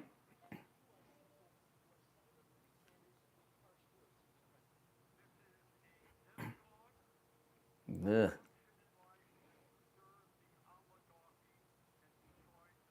Here's a guy who's a millionaire many times over, right? Worried about telling people to beware of rich people.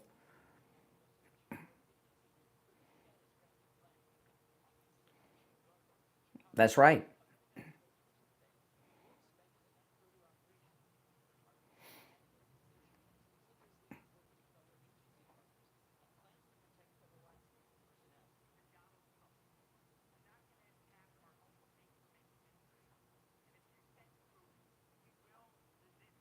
Whoa. Yeah, that's a state senator in Illinois.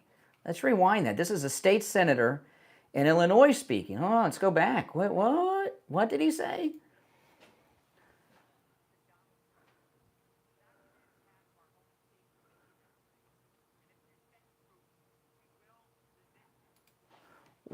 Wait a minute.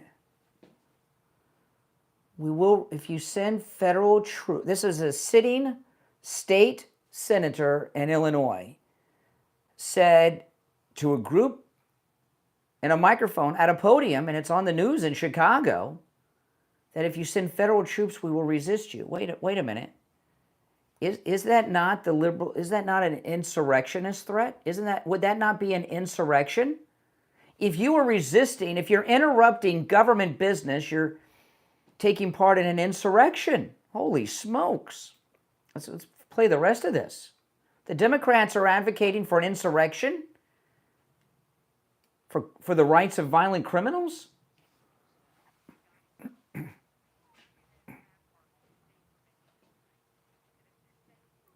Yeah. Oh my. Here's the mayor.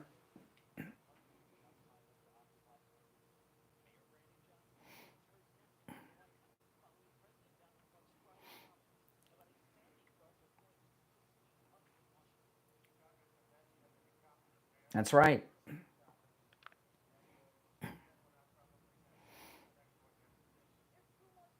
Now, here's a black woman in Chicago wearing a MAGA hat being interviewed right after the president's speaking.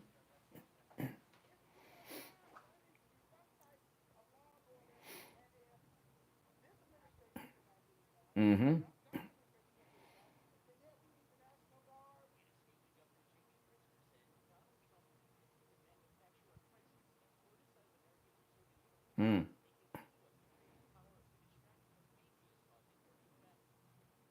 Are working families, these carjackers and such, are they working for their family by robbing people and killing them sometimes? Is that what the governor of Illinois is? Boy, they're afraid of ending crime in Chicago. This is Rahm Emanuel.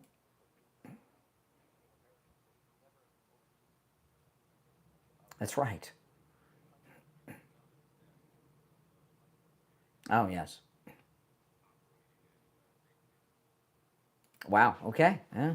The constitutional guarantee of thugs to do crime. That's the Democrat way. You're on the air. What's your name? Where are you calling from? Yeah, my name is Jim. I'm from Indiana. And I calling in because I'm one of these people who really loves Trump's take. Not for the reasons why most people think, but I really get off on that. I'm sure you do. You're on the air. What's your name? Where are you calling from? Hey, good morning, Conservative Doug. Oh, hey, Doug. What's up, man? Okay, you're mentioning that they're saying that the crime is down in Chicago, which we all know is probably incorrect. It's but insane. Let's say the crime is down a little, okay? But how long are people supposed to wait? So it's down 20%, 25%. All right. What's wrong with having it down 99%? Yeah. How long are people? Yeah. How long is people supposed to wait to have a safe damn city? So these Democrats are just there's something wrong with them, man. Which we know that, but I don't know why they would be against President Trump coming in there. He's not doing anything but cleaning up the city. I don't get it. Well, there's something about Democrats. They believe, Democrats have always, listen, they've always been wrong on the issues, always. They have advocated for criminals quite a bit with the illegals. Now they're advocating for carjackers, rapists, murderers, strong arm robbers, armed robbers. It's insane. Carjacks, whatever. Yeah. Yeah. I mean, they're not insane that, like you mentioned on your podcast, Alligator Alcatraz. Some dumb. I'm gonna get into that in the next hour. I don't want to get into that too much now, but okay. the Democrats are openly advocating for. Again, I'm not a constitutional scholar like Mark Levin. Okay, I mean I know the basics of it. I'm not a lawyer, but apparently the Democrats have. What they're telling us is that criminals have a constitutional right to do crime. Yeah. They come up with some stuff. Every day you hear something new from them. You go, wow, I didn't think they could come up with anything else, any more stupidity. But boy, there's no shortage of stupidity with these Democrats. Well, you can hear it. You've been hearing it from liberal callers on the program today. We've not heard from a single liberal that's against crime. And you would think they would say, they know that their membership is dwindling down to nothing, and everybody's going over to become Republican. What is it, 2 million or 20 million? Or I forgot what they say. But an amazing amount of leaving the Democratic Party. You would think they would say, before the ship sinks, we better stop this nonsense. But no, the few that are left, they just want to go down with the ship, I guess. Mm-hmm. And when it goes down, goodbye. I won't miss them at all. Yeah. We might not have nothing too much to talk about. It's some good stuff. But there'll always be things to talk about. But I'm loving this. And when he rids other blue cities of crime like Chicago, when he takes the D.C. model to these other cities, Chicago's next. The people that live, the residents, are going to become Republican voters, and we're going to see. Illinois is very Republican outside of Chicago. Yeah. And if you magnetize and red pill the residents, Indiana is now a Republican state. We're gonna win this midterm. All right, Doug, appreciate the call. I want to talk about the great Mike Lindell at MyPillow. With our promo code Kane at checkout, KANE, there's huge savings, free shipping on all orders of $100 or more. But right now, the sale of the year, the closeout sale is going on the Percow sheets, any size, any color. Just $29.88 with our promo code Kane at checkout at mypillow.com. That means whether any size, any color, for any size mattress, twin, single, queen, king, split king, California king, whatever it is, the RV queen, whatever it is, just $29.88. And that's a savings as much as $90 for each set of sheets. with our promo code KANE at checkout, KANE. Employee pricing site-wide, the premium MyPillow, I paid over $60 for my first MyPillow. You can get that same pillow with our promo code KANE, of course, for just $19.98.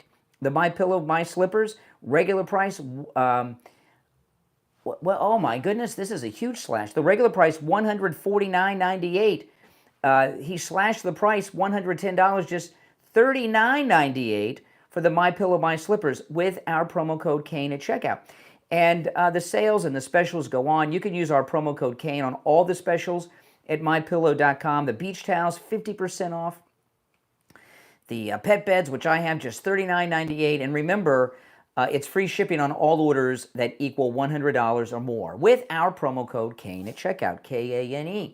So make sure you go and do that. Go to mypillow.com, use our promo code KANE at checkout for huge savings and free shipping on all orders that equal $100 or more. All right, 1 hour down, 2 more to go. You're listening to the Steve Kane Show, Florida's longest running radio show on the radio since 1977, celebrating 49 years on the radio. If you're on hold, stand by. Our number is toll-free, 1-888-465-2631, 888-465-2631, 888-465-2631. It's a toll-free call no matter where you are listening. And we've yet to hear from a single Democrat opposed to crime. I mean, I can't believe it. It's crazy. I'm in shock. 1 hour down, 2 to go. It's the Steve Kane Show. We'll be back right after this break. No, I'm at a complete loss. I mean, I'm in shock. Not one Democrat has called in against crime.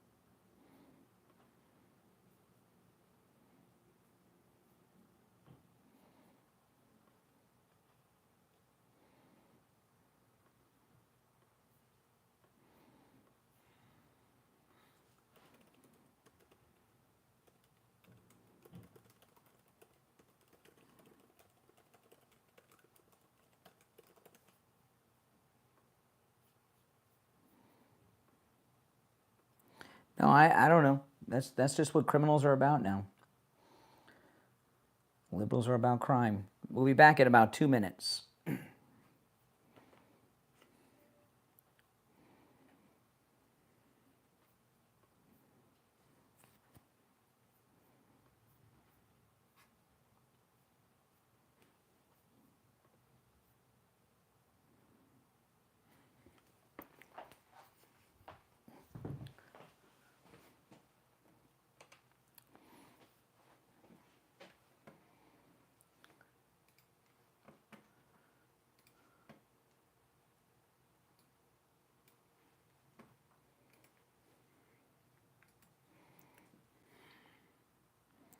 90 seconds, we'll be back. If you're on hold, stand by. Now, those of you watching the live stream that has you're seeing the green wall behind me. If you go to my other stream here on my YouTube channel, you can see and hear the videos I play and see all the stuff I show and hear all the audio, okay? If you're seeing the green behind you, you can see and hear me and the callers, but not the audio sound bites or the videos or the articles that I go over, okay? So switch over to that stream and you get the full green screen effect. We've got less than a minute.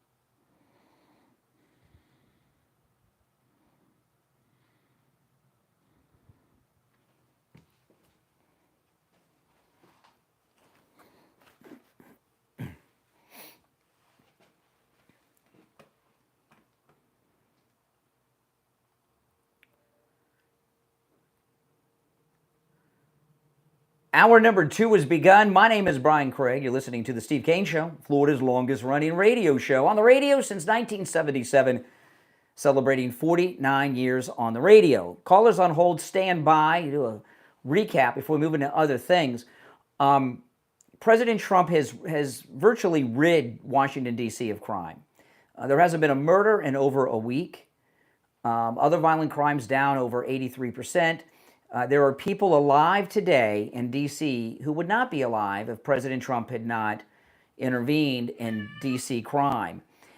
He has vowed to go to Chicago next.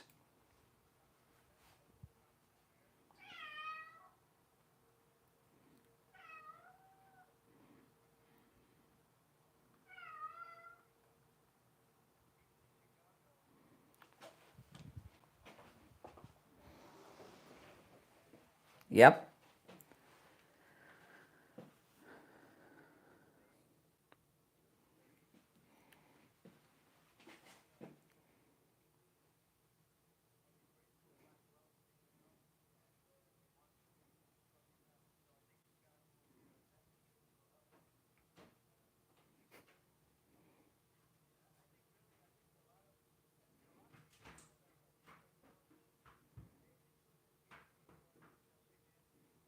Mm-hmm. Yeah, because they're the D.C. press corps. So he's going to go to Chicago next. And what we're hearing from the national Democrat elected officials is an argument for the constitutional rights of criminals to do crime. I've heard from a lot of liberals on the phones today. All of them have been pro-criminal. So let's find out. We're moved into a new hour. Maybe we can find a Democrat who is opposed to crime. We'll find out. You're on the air. What's your name? Where are you calling from? Hi, it's Steve in Chicago. Hey, speak up, Chicago. It's Steve in Chicago, and I'm excited he's coming. Great. It's great to come in. If they clean up this area where I am, that would be awesome. Are you in a, let me ask you, when you're in Chicago's a big area, are you in a high crime part of Chicago? I really don't know because I live in a retirement home. Ah, you live in a retirement home.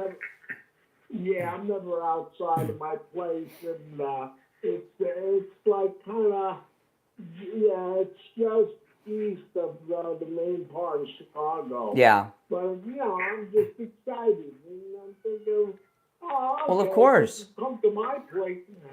I mean, what person, I mean, think about it. What person does not want their city crime-free? Exactly. I mean, this is great about all the cities. I see the reports that he's cleaning up all the cities. I'm excited. He's sending the national, I appreciate the call. Yeah, he's sending the National Guard to 19 cities. All right. So we're looking for a Democrat who's opposed to crime. I know that seems crazy. I should have a full board of calls, you would think, but all the Democrats are telling us that the criminals, their constitutional rights are being violated. Their right to carjack, to rape, to murder, to rob, to armed robbery, strong arm robbery. Apparently there's some constitutional amendments that are often ignored that give criminals rights to do crime. You're on the air. What's your name? Where are you calling from? James from Boca. Hey, James. What's up? I lived in Chicago from 2001 until 9, and I moved down here to Florida. And they brought out the National Guard 4 different spring times to curb the crime. Yeah. So this is nothing new to Chicago. I mean, think about it. You're in Boca. You're in Boca. What if all of a sudden people were getting carjacked and robbed in Meisner Park in Boca? Do you think that people in Boca would say, these criminals, you don't want to violate their constitutional rights. They got a right to mug. They got a right to carjack. Or would Boca residents be outraged and it'd be stopped in days?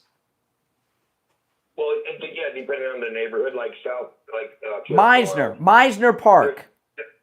Yeah, no, but in Chicago, like the south side of Chicago, you can't walk down there. You can't drive. Wait a minute. You can't walk down there now, but soon you'll be able to because Donald Trump's sending the National Guard there. Well, my point to this is that they brought in the National Guard 3 or 4 times before this. So why are they fighting Really? Donald doing this? Because when Donald Trump sends them in with federal agents and he federalizes local law enforcement, they're going to actually arrest criminals and get them off the streets. Well, yeah, they didn't really do that then, but Correct. They did curb the crime. But like you can't do a drive-by in the wintertime in Chicago. So they all wait till springtime when they can, take care of their business. Well, we've got Labor Day weekend coming up, right? Watch. That's a big crime weekend in Chicago. Watch. Oh, yeah. Every day's a big crime. Yeah, it's too bad we can't have them in there now before Labor Day weekend, but it takes time to mobilize. Yeah, God bless President Trump, and everybody hang on. The ride's about to get wild, but at the end it'll calm down. That's right, and Chicago will be a safe city to walk in. You're on the air. What's your name? Where are you calling from? Adam from New York. Hey, New York. What's on your mind? Hey, I don't. I just want to remind you. I don't know if you ever heard about last summer. I believe it was last summer or the year before. J.D. Pickster, the governor of Illinois. He's the fat guy that I see on TV all the time. Yeah, that's trying to lose weight. Yeah, the Jabba the Hutt. The Chris Christie of Illinois is what I call him. Yeah. Then the state legislation he put through where any illegal could become a law enforcement officer. What? And make, yes, this, I believe it passed last year. You can be, really? So you can be a criminal and become a cop in Illinois? That's crazy. Yeah. And, wow. Yeah, look it up. I believe it was through last summer. But there's no outrage over that. There's no outrage over that. But they want to go after the president for sending the National Guard in. It's crazy. By the way, let's slow down for a second here. Hold on for a second. In D.C., they've done a lot of arrests. None of it's been the National Guard. It's been local police and federal agents who have arrest powers. The National Guard's just been there. Just their presence has deterred crime. Okay? So don't buy into this thing that the Army's arresting civilians. It hasn't happened. No, but they make a big deal that the president is trying to federalize the police department. That's right. Sure. But nobody questions J.D. Pickster on writing something in the state legislation or to have illegals become law enforcement officers. That's true. That's crazy to me because I was under the impression that my governor in New York I was a traitor too. I was under the impression you had to have a clean criminal record to be a police officer, but you're telling me that the Chris Christie of Illinois, it was on Yahoo News last summer. you can be a federal fugitive from justice, which is what an illegal is, and become a cop. That sounds crazy to me. Yeah, and the best part was it said I read that they weren't even doing background checking on them. They don't do background checks? Yeah. On police candidates? That's what I read. It was on Yahoo News. How do you know they're not like a cartel person? Oh my! Hey, listen, appreciate the call. That's scary. You're on the air. What's your name? Where are you calling from? My name is Brandon. I'm calling from Cleveland. Hey, Brandon in Cleveland. What's on your mind? Well, I was going to give you the evidence that Democrats not only are opposed to crime, but support the things that prevent crime rather than just wanting to throw folks in prison. Okay. For example, we know that people who are educated, who are healthy, and who are not hungry don't go out and commit crimes. And yet, those are the things that the Republicans want to cut. Wait, slow down. Before you move on to the next one, I'm glad you called because you sound very smart. You say people that are educated and not hungry don't. This guy that killed all these students at that college that just went to prison, was in graduate school studying criminology. Well, Well, there's one anecdotal. O.J. Simpson went to college. O.J. Simpson's a college graduate. Okay, now you've got two. Got two. I mean, okay, you said, but okay. How many violent crimes? No, stop for a second. How many violent crimes were committed in America last year? And then you go back and look at, were those people educated? Were those people poor? I don't know, but people have health insurance. Okay. Did they have mental health coverage? Mental health coverage. So what are you suggesting? So what are you suggesting? If somebody threatens to do crime, give them health insurance and money so that they don't have to work or want, and they'll just sit back in their apartment, their Section 8 housing, and not do crime. You want to pay protection money to criminals? Well, no, not at all. Okay. The point is that is to prevent people from becoming. Slow down for a second. Most people, excuse me. You're suggesting that we pay protection money to people, don't put them in jail, just set them up with EBT cards, Section 8 housing. That is a complete misrepresentation of what give them a free college education. That is a complete misrepresentation. Anybody who's listening to this program who has an open mind, the ability to think critically, think critically. Misrepresenting. Let me tell you something. I can say my hometown is Columbus, Ohio. I've been to Cleveland many times. And I'm sure you do. Oh yeah, now that he knows I know Cleveland, he wants to get off the line. Let me tell you something. Every joke made about Cleveland is well deserved. It's the worst. It is the worst. Okay. Oh my goodness. He's got to get off the line. That's where the Obama phone lady was at. Everyone in Cleveland's got an Obama phone. Remember that? That's Cleveland. We're not going to take advice from people that live in Cleveland, Ohio, on how to make America a better place, okay? Ohio is a great state. It's my home state. I lived in Florida almost my whole life, but Cleveland, it's not Columbus, I'm here to tell you. You know what the governor of Illinois needs? You know what he needs? He needs coastal weight loss secret. Oh, man. You know, he's trying to lose weight. I don't know what he's doing, but it's not too successful. You know, all this weight I lost with coastal weight loss secret, I haven't gained 1 ounce back, not 1 ounce. And I keep telling you guys, no exercise, no prescription medications, no pills, no shots, and no weirdo foods. When I first went to Coastal Weight Loss Secret and met with Dr. Zuckerman, I didn't know what to expect. I knew nothing. I went over there and I told Dr. Zuckerman, I thought I was going to be walking out of here with a box of food that tasted terrible and with little tiny bits of food. No, I eat foods I would normally. The reason I have not gained the weight back is because with Coastal Weight Loss Secret, I haven't had any big lifestyle changes that are impossible to maintain forever. Working out all the time, starving yourself, eating god-awful food. No exercise, no medications, no shots. I can't believe people inject themselves with things to lose weight. Just go to Coastal Weight Loss Secret and eat the food you would normally eat. Here's the number. And no matter where you're located in America, Coastal Weight Loss Secret can help you lose weight. 561-247-6300. 561-247-6300. That's 561-247-6300. And online, coastalweightloss.secret.com. We'll be right back.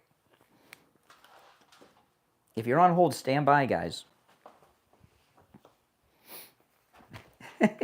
I love that guy from Cleveland. He wants to pay off criminals not to do crime. Protection money.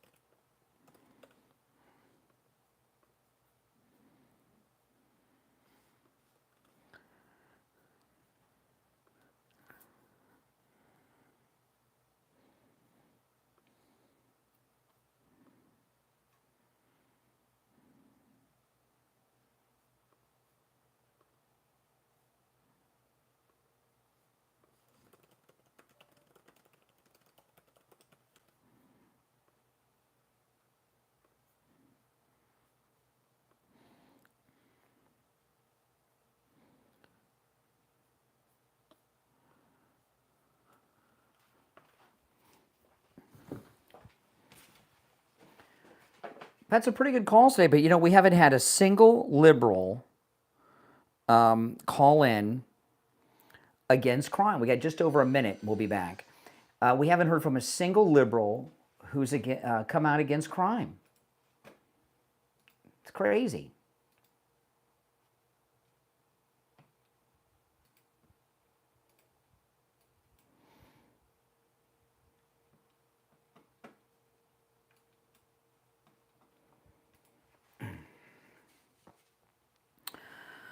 All right, if you're on hold, stand by.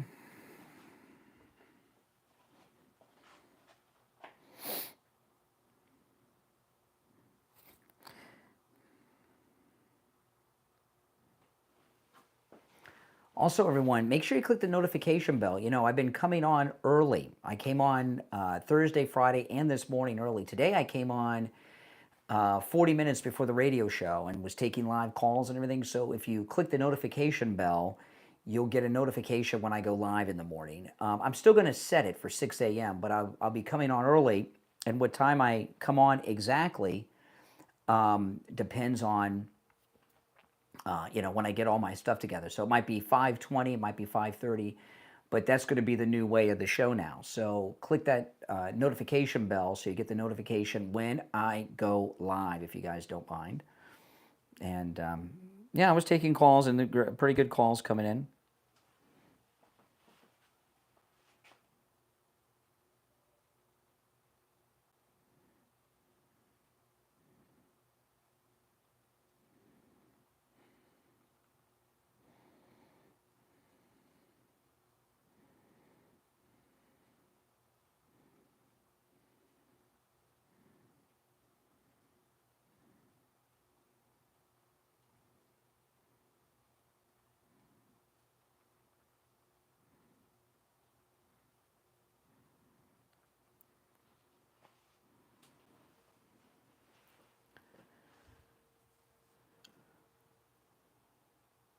We're back. I'm Brian. You're listening to the Steve Kane Show. So President Trump says Chicago's next. Here's the Democrat mayor of Chicago. Listen to this on MSNBC.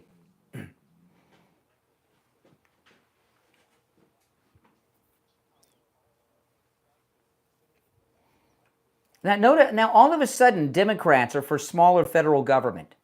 They wanted the federal government involved in every aspect of our lives, but now all of a sudden they're talking about federal government overreach. And this is the mayor of Chicago on MSNBC in a panic that his city is going to be crime-free.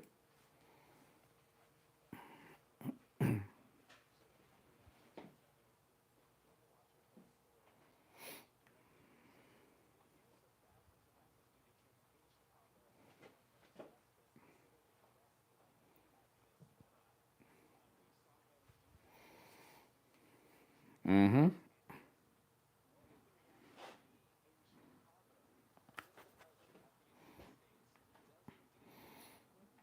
Listen to this.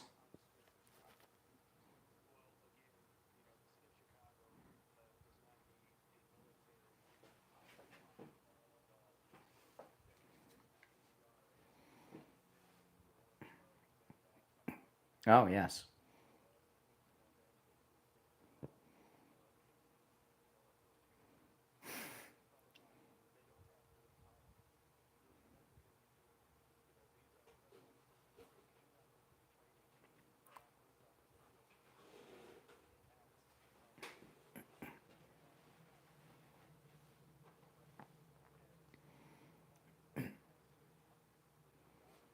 This is the mayor of Chicago. Idiot.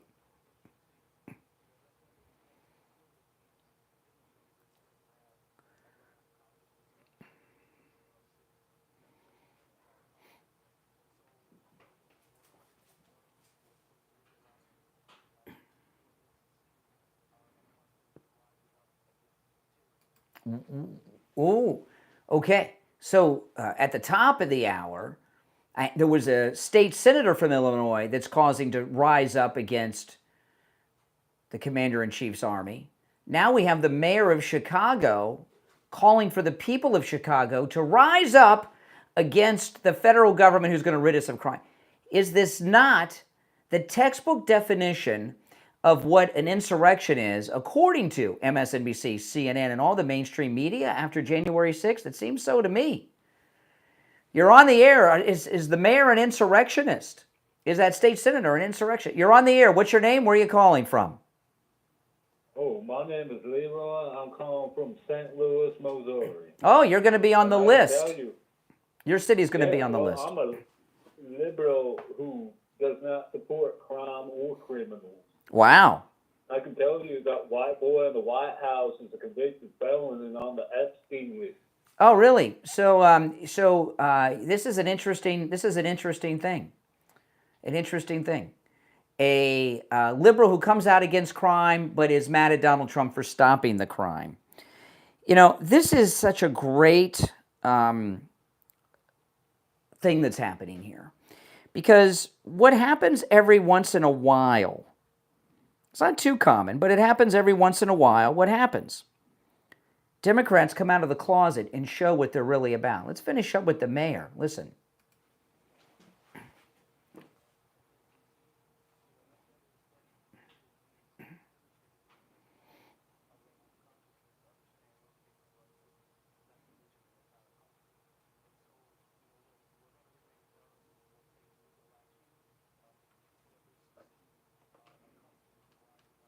Rise up. Okay, so rise up against tyranny. So he's calling for the people of Chicago to rise up against this out-of-control government, this out-of-control president who's going to rid our city of crime. Insurrection right there. Boom. In fact, what he's talking about is beyond the bounds of protected free speech. He is calling for violence.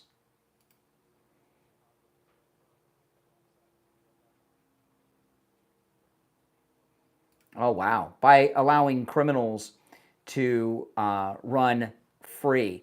You know, this is, I got to say, one of the most bizarre news cycles I have ever heard in my life. There's never been a time that the Democrats were not wrong. But they're out of the closet about how they really feel. And if you remember years ago, remember they were advocating, this was crazy. The Democrats were advocating to give felons the right to vote. But not just people that had done their time. The Democrats were actually advocating to have people currently incarcerated to have their vote. Can you imagine? They want people in the jails and in the prisons to be able to vote. And there was a lot of blowback from that, so they backed off. But now they're so desperate in this Trump era, they're saying crazy things. You're on the air. What's your name? Where are you calling from?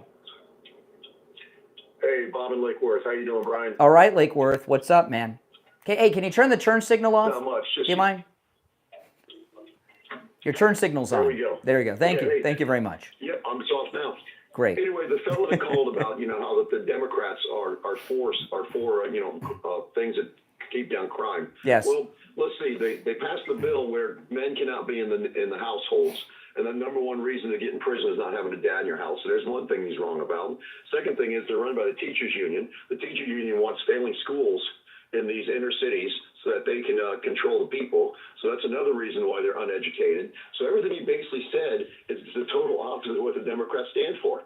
And it amazes me how blind the Democrats are in that seat, that the very policies that they hold to are the very policies that contribute to crime and population to degradation and things like that. Just crazy how they don't see this stuff. Yeah. And it's just amazing to me. I've got a family member in jail, and he's a product of the system. He was not his dad had to get out of the house because of the mom on Section 8 housing, and everything they stand for is against actually what we need to do. So I'm very proud of our president taking these wonderful cities back and protecting our citizens. So well, what he's doing. Right? Appreciate the call. What President Trump is doing is taking these issues that we've always talked about, that no one's done anything about, closing the border, ridding our blue cities of crime, and he's actually doing it. And he's not even doing it for it's not political, because he's doing this in Democrat cities. These are not people that voted for. Now, they may vote for him in the next go around. They're going to vote for Republican in the midterms maybe, but these are people that have voted Democrat their whole lives. So he's not doing it for political gain. Now, there may be political gain as a result, but that's just a very positive side effect.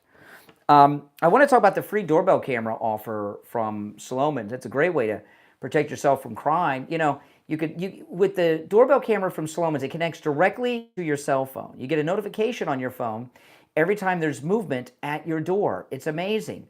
Never open the door for people.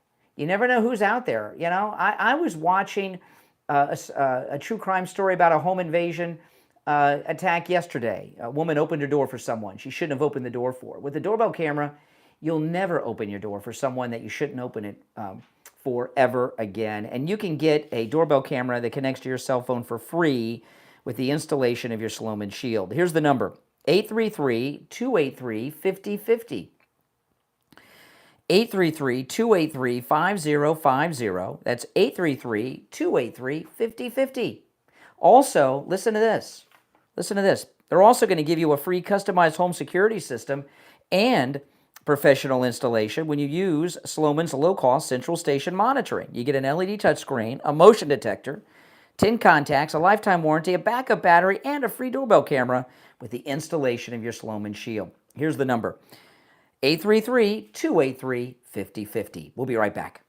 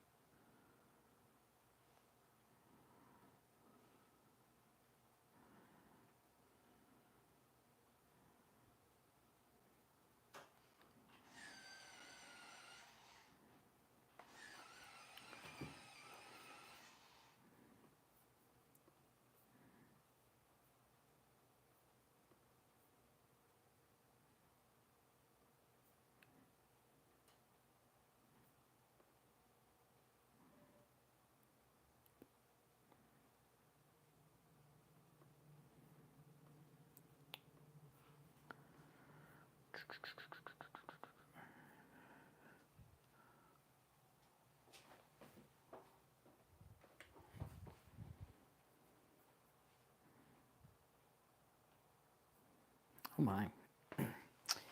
Stand by, guys. We'll be back shortly.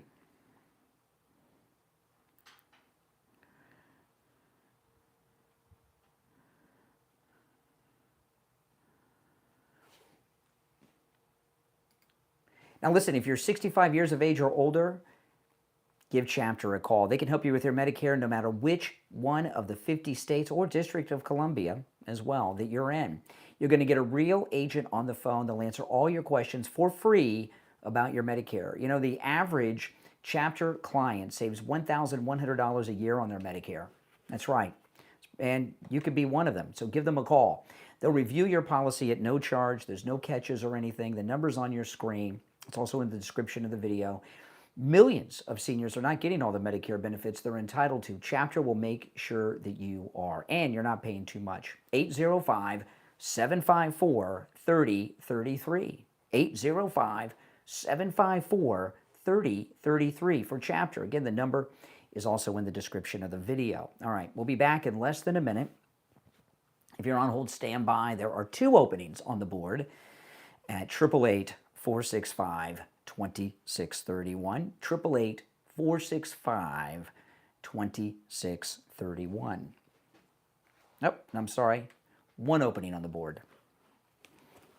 There were 2, now there's 1.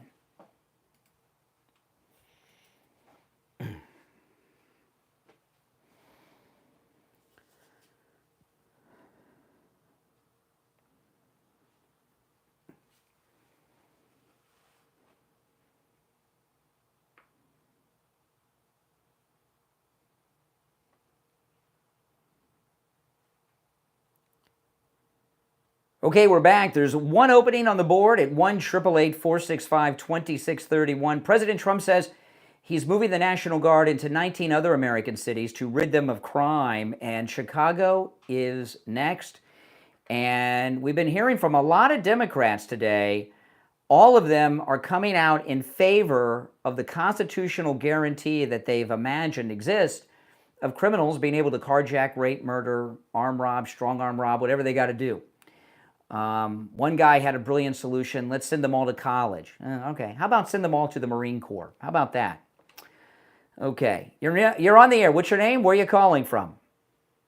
Yeah, good morning. This is Richie. Hey, Richie. This is crazy stuff. We're in a crazy time. First of all, tell me about it. This mayor of Chicago has 150 police officers protecting his sorry behind every day.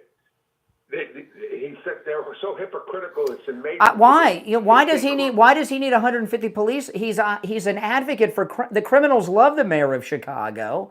Why would they victimize their civil rights? He's the Martin Luther King of violent criminals. Absolutely. When they say crime is down, when they say crime is down, you walk. First of all, it's going to relate to this.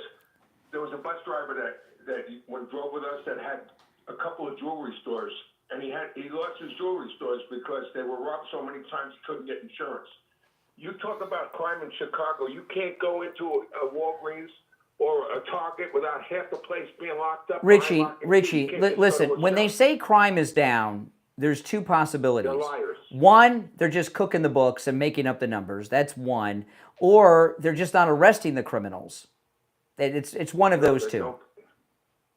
Yeah, I mean, it's obvious as hell. I mean, the crime in Chicago, the shootings and everything else. Well, that's not the problem. Well, they've picked a big deal, a bad time. Okay, all these Democrats are arguing against intervention in Chicago. Labor Day weekend is next weekend. That's a big shootout weekend for the gangbangers. Okay. I don't know. We may be live on Labor Day to cover this. I don't know. I haven't decided yet. But Labor Day, like any other 3-day party weekend, is it's Dodge City in Chicago every time that happens. Absolutely. And the Democrats, they weren't for. You mentioned the big government. They're always for big government. They were very happy when they took the IRS and stick them on conservatives and said that was okay. In other words, this is all politics with these people. It's all the first thing that a successful black person in one of those inner city neighborhoods does, you know what the first thing he does? He moves. He gets out of there. That's true. That's Richie's right on the money. Yeah, when people make money, they move. That's right. You're on the air. What's your name? Where are you calling from? Morning, Brian. First time caller, John from Baltimore. Oh, yes. Go ahead. Hey, man. So I just wanted to first off say I love your program. Oh, here we go. Yes. Second, Governor Moore. Okay, I appreciate that. You're on you're on the air. What's your name? Where are you calling from? Calling from somewhere loud. You're on the air. What's your name? Where are you calling from? All right. Sounds like they're calling from a factory in China. You're on the air. What's your name? Where are you calling from? Yeah, I'm Seth. I'm calling out of Idaho. I was just noticing you kind of conflate anti or pro-crime with not wanting the federal government policing cities. And you do that a lot. You conflate the actual ideas and just so you can add your own talking points in there to fuel the culture wars. Why do you feel the need to do that? I'm a little confused. What am I saying about the federal government? And I'm confused by the beginning of your prepared statement. Can you repeat what you said? Yeah, maybe I just joined a little bit late, but it sounded like you were saying Trump was going to move the, I think, military and all these cities to control crime rates, and you're conflating not liking that with being pro-crime. Okay. No, I'm sorry. Liberal jibber-jabber nonsense sometimes takes a while to process. No. I didn't say anything about that. What's happened is the model that President Trump has put in place in D.C. has been a success. It's been over a week without a murder, which is a record. I don't know how long it's been, but there are people alive in D.C. that would have been murdered if Trump didn't do this. And what he did was use the local police with backup of federal agents, FBI, ATF, ICE, postal people, all that. They're the ones that are doing the police work. The Army's not doing police work. Well, absolutely. I just misunderstood what you were saying because I joined a little bit late. Alrighty. All right. Whatever Take care. you say. Take care. Yeah, that's whatever I say. That's correct. Sorry. You're on the air. What's your name? Where are you calling from? Don in Jacksonville. Oh, yeah. Don? Yeah, I hope Jacksonville's one of the 19 cities that Trump's sending the feds to.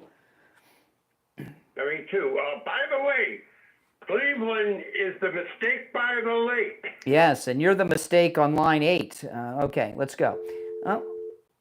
You're on the air. What's your name? Where are you calling from? Hey, Brian. Darren here, calling from Durham, North Carolina. All right, hold on, Darren in North Carolina. All right, yeah, go ahead, Darren. What's on your mind? Well, I tell you what. Here we go. The Democrat Party is probably the scourge of the United States of America. Mm-hmm. I tell you what. They hate the Constitution. They hate the Bill of Rights. So anytime, and that's you know that's true.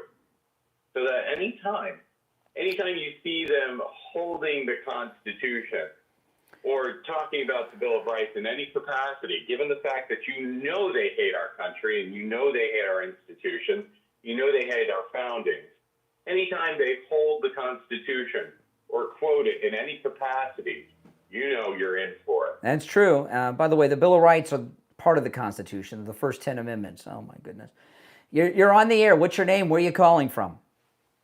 Hey, morning, Brian. John from Baltimore. Hey, John. I think Baltimore might be one of the 19 cities that Trump's going to rid of crime. Yeah, and we need it. And that's why I'm calling this morning. So Governor Wes Moore. Hold on one second. My phones are ringing off the hook. Okay, yeah, hold on. Here we go. Yeah, okay. The governor of Maryland is what? I apologize. I heard another noise. That's okay. Yeah, so he's trying to, I personally believe, run for president. So he's doing these goofy things by getting involved with this back and forth with President Trump right now. But as a resident of Baltimore, the Baltimore City Police Department are asking for help. They're begging for any kind of help they can get. But Moore, he's got the deranged Trump syndrome, where everything that Trump does, he wants to vocalize and fight against. Well, you got to ask. That's true with the Trump derangement. But what is it with the Democrats that has them openly advocating for the rights of thugs to carjack, arm rob, strong arm, rape, murder? Why are they advocating for the rights of the most violent, deadly criminals in America to be able to continue to do crime? They're openly advocating for this hardcore, violent criminal activity now. So, from my experience, what I've noticed through this last election, most of Maryland now, believe it or not, has leaned more to the Republican side, to the red side. But what's happening is you have these city areas that are so heavily populated they're just so used to turning on the news, hearing about the shootings, hearing about all these things, and how our government, our governor, is on top of it. He's fighting for those people, and the criminals. To be honest, and that's the thing. It's every single election. These cities are controlling what the Well, that's good. That's going to change. I appreciate the call. That's going to change because, these Democrat elected officials are a joke. The people that live in these cities, the actual voters, they're going to be red-pilled when they're living in a crime-free city. They already are advocating MAGA in Chicago openly. Now, I want to ask you this. It's Monday morning. Are you waking up on this Monday morning in pain? Maybe you're a little more active over the weekend, doing some work around the house, playing pickleball or something. Well, listen, go see Dr. Appleton. If you're in pain this morning, don't start the week off in pain. Go see Dr. Appleton. Appointments are not necessary. Walk-ins are welcome, even on Mondays, every day, actually Monday through Saturday, and say bye-bye to your pain. Dr. Appleton's laser treatment works on every type of pain I've ever heard of. Acute and chronic pain, herniated disc, rotary tears, plantar fasciitis, fibromyalgia, spinal stenosis, sciatica, tinnitus, knee pains, neck and back injuries, post-surgical swelling, repetitive motion injuries, work and sports injuries, arthritis, bursitis, the list goes on. This is a very incomplete list. And you all know that Dr. Appleton has rid me of pain 7 times. Here's his number, 954-973-0710. And if you've been in a car accident, whether the driver, a passenger, or in a ride share, go see him. Those pains that you're suffering from that car accident, the laser treatment works with them as well. 954-973-0710. 954-973-0710. And online, AppletonCairo.com. Give Dr. Appleton a call and say bye-bye to your pain. We'll be right back. If you're on hold, stand by, guys.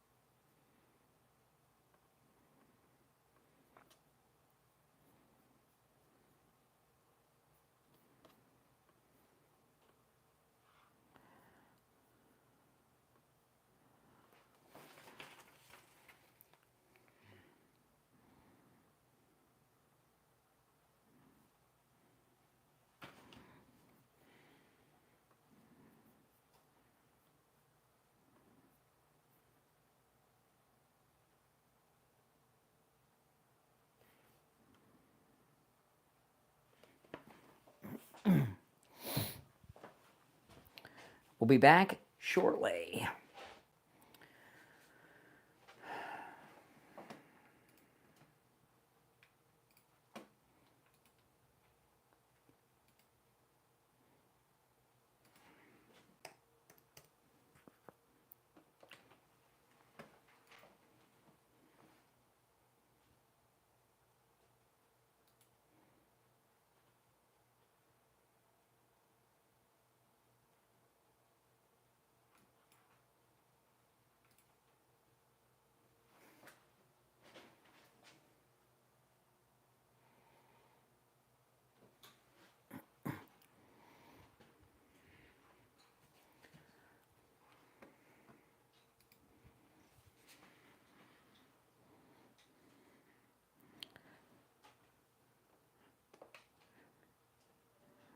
We'll be back in about 1 minute. If you're on hold, hang in there.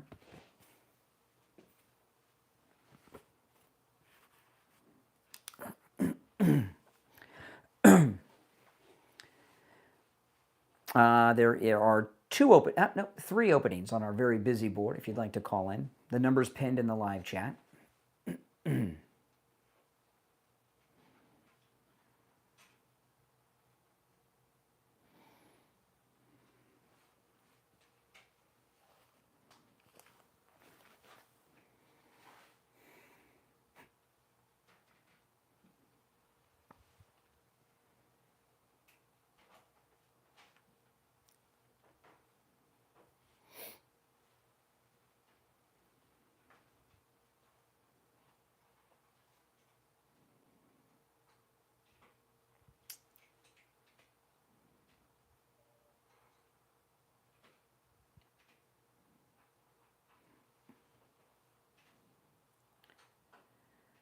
All right, we're back. If you're on hold, hang in there. You're listening to the Steve Kane Show, Florida's longest running radio show, on the radio since 1977, celebrating 49 years on the radio. You know, the last caller, he was calling from Maryland. He was talking about the governor of Maryland, Wes Moore.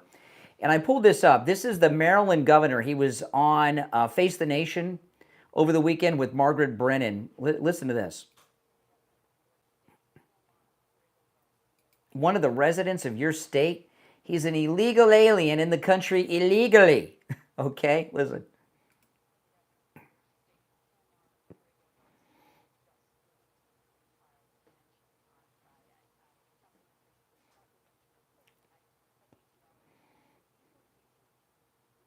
Love it. Oh, yeah. Zohan. He's going to go to Uganda. Maybe Zohan can hook him up over there in Uganda.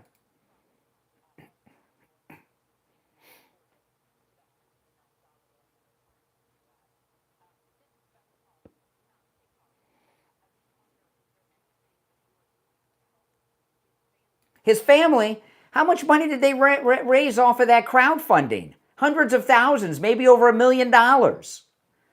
And why the hell is he helping the family of federal fugitives from justice that are going from one prison to another? What a jerk. The family's well taken care of, okay? They got their crowdfunding millions.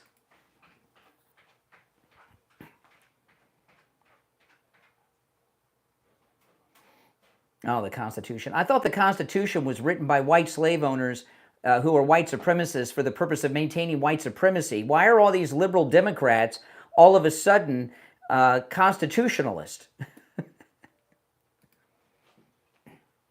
Anytime a Democrat's talking about the Constitution, they're burning it.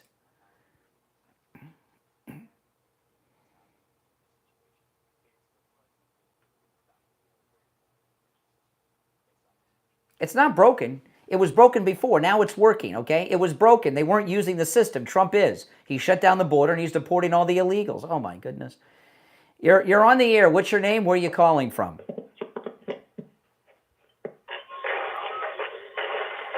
Okay, all right. You're on the air. That was a fail from a troll. You're on the air. What's your name? Where are you calling from? Good morning, Brother Brian. IB in Broward. Hey, IB. What's up, man? You know, this guy in Chicago, we all know that he is a plant, and he didn't win a free and fair election to even be the governor. I don't know. So when the time comes for Trump to put like even if it's not in this presidency, the next MAGA presidency will have a Republican mayor in that city. I believe they allow these things to happen. I believe that they allow this to happen. Just like Planned Parenthood, they want to kill black people, and it's okay if blacks kill blacks. As long as it's not in the Chinese neighborhood or the white neighborhood, they don't need to do anything about it because the blacks are doing the job for the whites. They're killing themselves, so why bother? Let them just go ahead and do it to get rid of them. And the black people don't even understand this, but the women black that raise the children and the granddaughters, they're not coming back to the Democrat plantation because not only are they going to make money on the tax cuts, the tips, the crime will be down. They can now let their windows down when they're at That's all true. That's all true. Yeah, you're right on the money, IB. I agree with everything you said. You're on the air. What's your name? Where are you calling from? Oh, my goodness. They're epic fails from these trolls today. They can't quite get their act together. Oh, before we break for the top, I want to talk a little bit about Alligator Alcatraz. The Democrats, they have this Obama judge that ordered them to shut it down, and for some reason they think that's going to happen. Not only is that not going to happen, okay, not only is Alligator Alcatraz not going to be closed down, they'll probably start sending more people there. Alligator Alcatraz, I was watching the coverage of Alligator Alcatraz over the weekend with the protesters that were there, okay? And there's a couple I wanted to talk about in particular. They had this one girl who they said she looks like she's in her 20s. She's with the Miccosukee Indians, okay? And they had her out in front of Alligator Alcatraz, with a whole bunch of environmentalists. And they had hundreds and hundreds of these so-called environmental activists there. Number one, how do we know she's an Indian? How do we know she's a Miccosukee tribes member. She was wearing an Indian dress that she could have bought at the gift shop at the Miccosukee Casino down the street. And I'll tell you another thing. So the news, the local, we had a lot of coverage on our local news in South Florida. I was watching the Miami and Broward stations covering Alligator Alcatraz over the weekend. And so they got this, she could be Cuban, Puerto Rican, Brazilian, Colombian, Venezuelan, and they put her, she's got the brown skin, they put her in a dress that's got some Indian-looking beads on it, and all of a sudden she's a Miccosukee. And they have her talking about, remember that Indian guy that was yelling at those kids in D.C. that wasn't an Indian? He was like Mexican or Puerto Rican, remember that? And she was talking about the pristine Miccosukee land that Alligator Alcatraz is occupying. A couple of things about this. On top of the fact, how do we know she's an Indian? Number one, this facility has been there for many years, decades, okay? They just are using it now. But here's the thing. That is not the traditional land of the Miccosukee Indians. They're not even indigenous to Florida. The Miccosukee Indians are not indigenous to Florida, okay? They're not indigenous to Florida. In fact, not even the Seminoles are indigenous to Florida, but especially the Miccosukees are not indigenous to Florida. They came from somewhere else. So this is not their native homeland burial grounds out in the muck of the Everglades. Number two, this. Did any of you watch my video of my visit to Alligator Alcatraz? And I drove there and everything and showed the way. Do you know how you find your way to Alligator Alcatraz? Do you know how you find the road to turn to? Okay, you take 27 to you can take US 27 from the north to the south to Tamiami Trail. Now, Tamiami Trail is the road we had before Alligator Alcatraz. It's the road from the east to the west coast of Florida, from the west to the east. And Tamiami, I learned this when I went to Alligator Alcatraz. I thought Tamiami was some type of Indian word, and I don't know why I just never thought about it before. It's Tampa, Miami combined. It was the way to get from Tampa to Miami or Miami to Tampa. The road was built like in 1920 something. But do you know how you find that road? It's a hard road to find. You know how you find it? Right on the corner is the Miccosukee Indian Casino, big towering hotel. Okay? And that's where you turn right and start heading west to get to Alligator Alcatraz.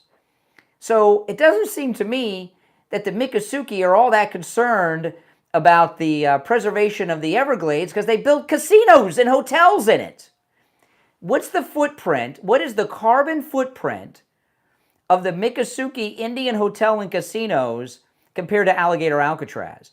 And by the way, the Miccosukees are not upset with what's going on there. I don't see any Miccosukee cops or any I see this one girl who could be Puerto Rican for all I know, or Cuban, or Brazilian, or Venezuelan, or Colombian, in a dress that they bought at the Miccosukee gift shop maybe, and they're saying she's an Indian. It's such a joke. Then the other group are the environmental nutbags in their tie-dye shirts out there.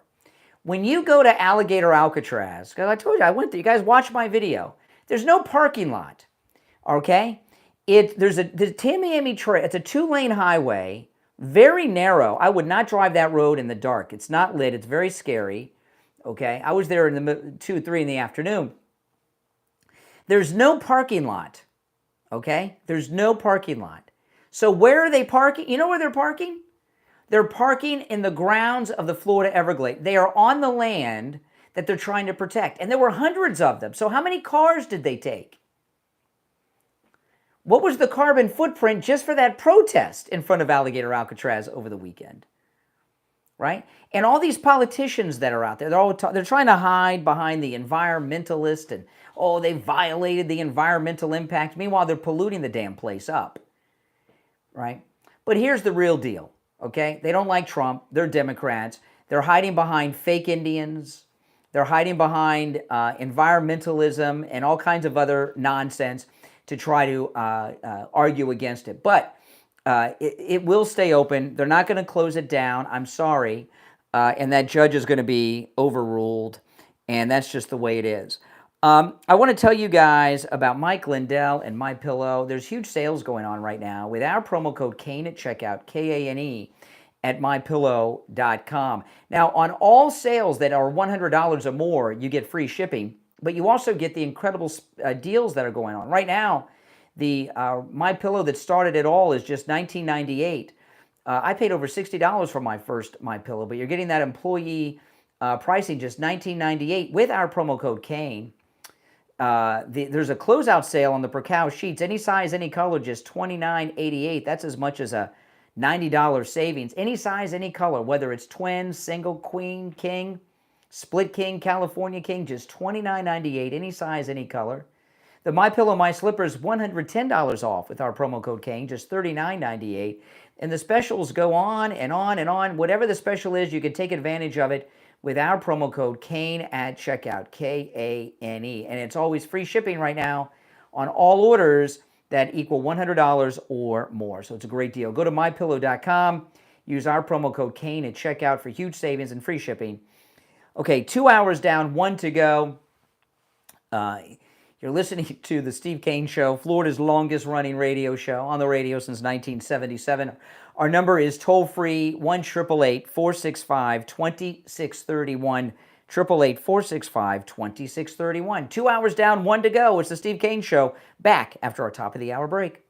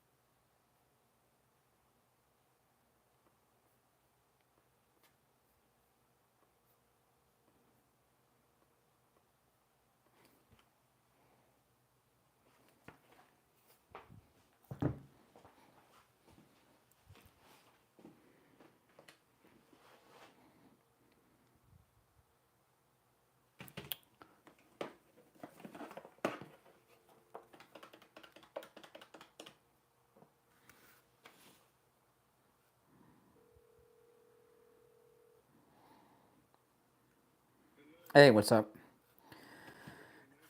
Okay, hold on.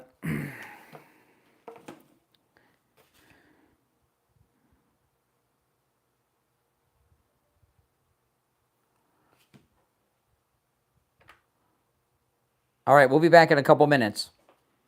Okay.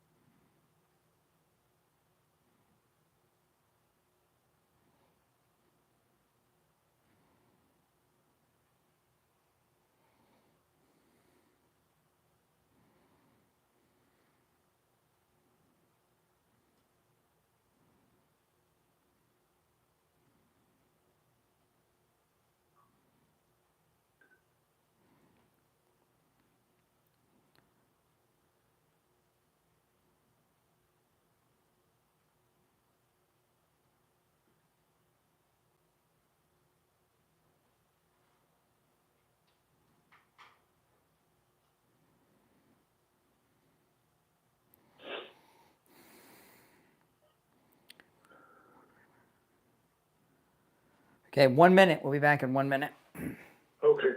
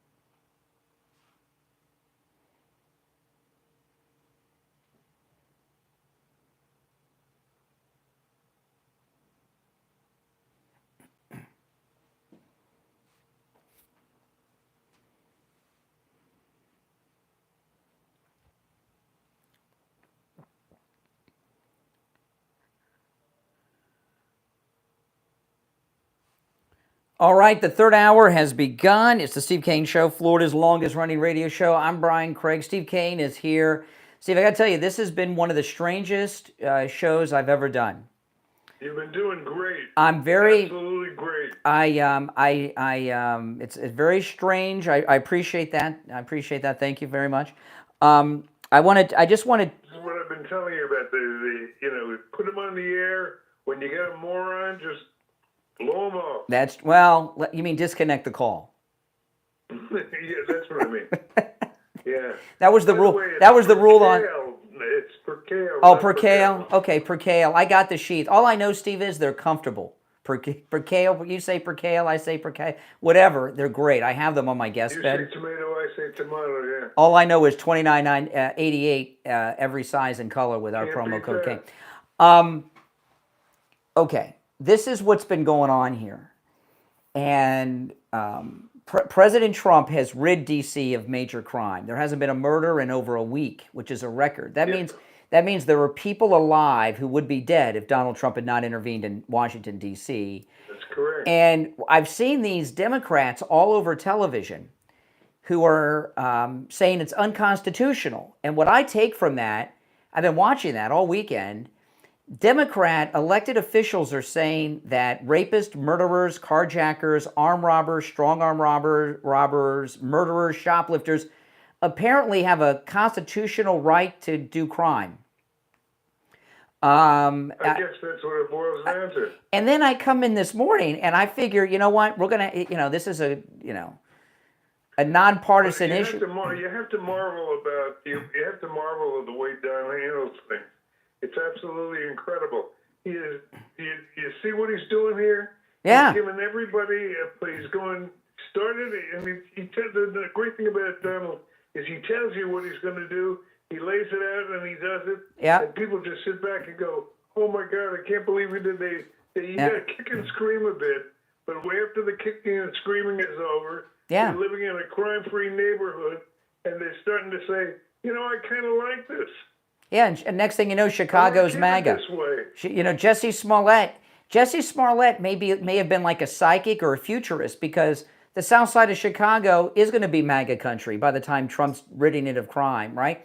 But right. It looks that way to me. So just imagine yourself if you're a minority parent, and every day you're living in a world where your young kids go to school, and you live in suspense to see if they're going to make it to be picked up at the end of the day, or whether you're going to get a call that they're on a slab in the morgue. Yeah. Imagine all of a sudden the environment becomes crime-free.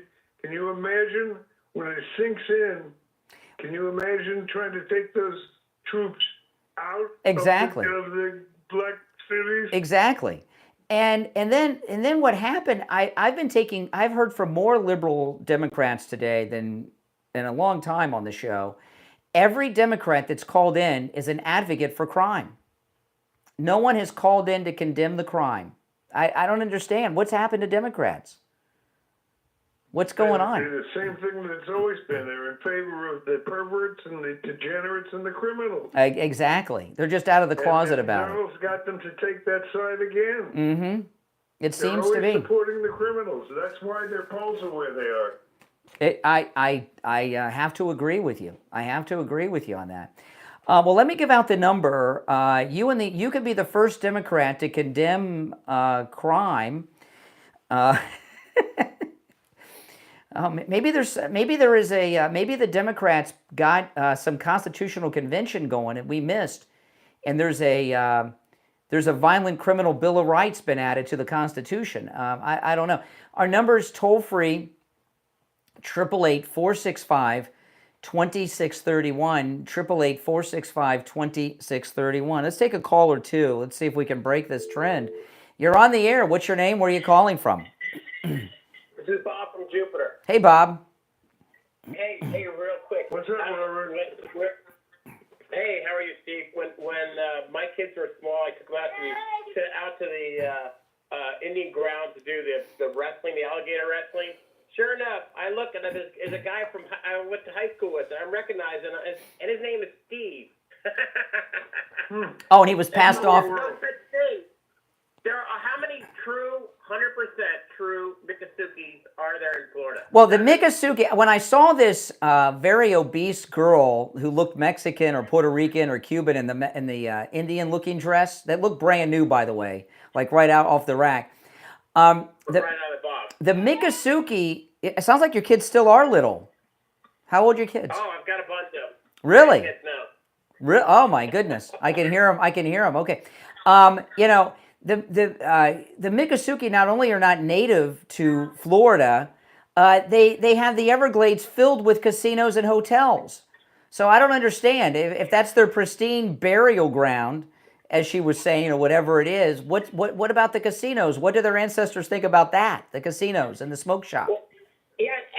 Hotel. My point is, how many really are there anymore? 3. I've never met one. The 3. You know I'm sure there's some. No. But I've never met. I'm not talking about somebody who's 1/10 of a Miccosukee Indian. I'm talking about a real Miccosukee Indian. How many are there? You know, the Miccosukee, they're not like the Seminoles. I don't even know if they're really, you know how they got recognized as a tribe? No. During the Cold, they saw how well the Seminoles were doing. The Seminoles weren't as big as they are now, but they were big still. And they were not a federally recognized tribe. And the federal government would not recognize them as a tribe. So in the early 60s, a bunch of people who said they were Miccosukee put on Indian clothes and headdresses and stuff, like in the movies. And they flew to Havana. And Castro welcomed the Miccosukee chief. So it was the cold. So Washington. I don't know if it must have been Kennedy or Johnson. I don't know what month this was done exactly. They recognized them as a tribe. It was really a racket. Hey, listen, I have buffalo skins and stuff and elk horns. What they probably did is they went to the Seminole Smoke Shop and Casino and bought some costumes from there, and they wore that and said, "I'm the chief of the Miccosukee." All right, appreciate the call, but yeah, we're all this winning, Steve. You know, I was watching. Well, it hasn't really been. I mean, it's only we scratched the surface. It's only just begun. After these people have lived in a crime-free neighborhood for a couple of months, and the Democratic leaders try to take it away from them and get back to the good old days where you couldn't walk down the street without a child being snatched or kidnapped or raped. Yep. And their Democratic leaders come and say, "We're going back to the good old days." See how easy that is. Well, and what you're saying is true. This is what I started with today.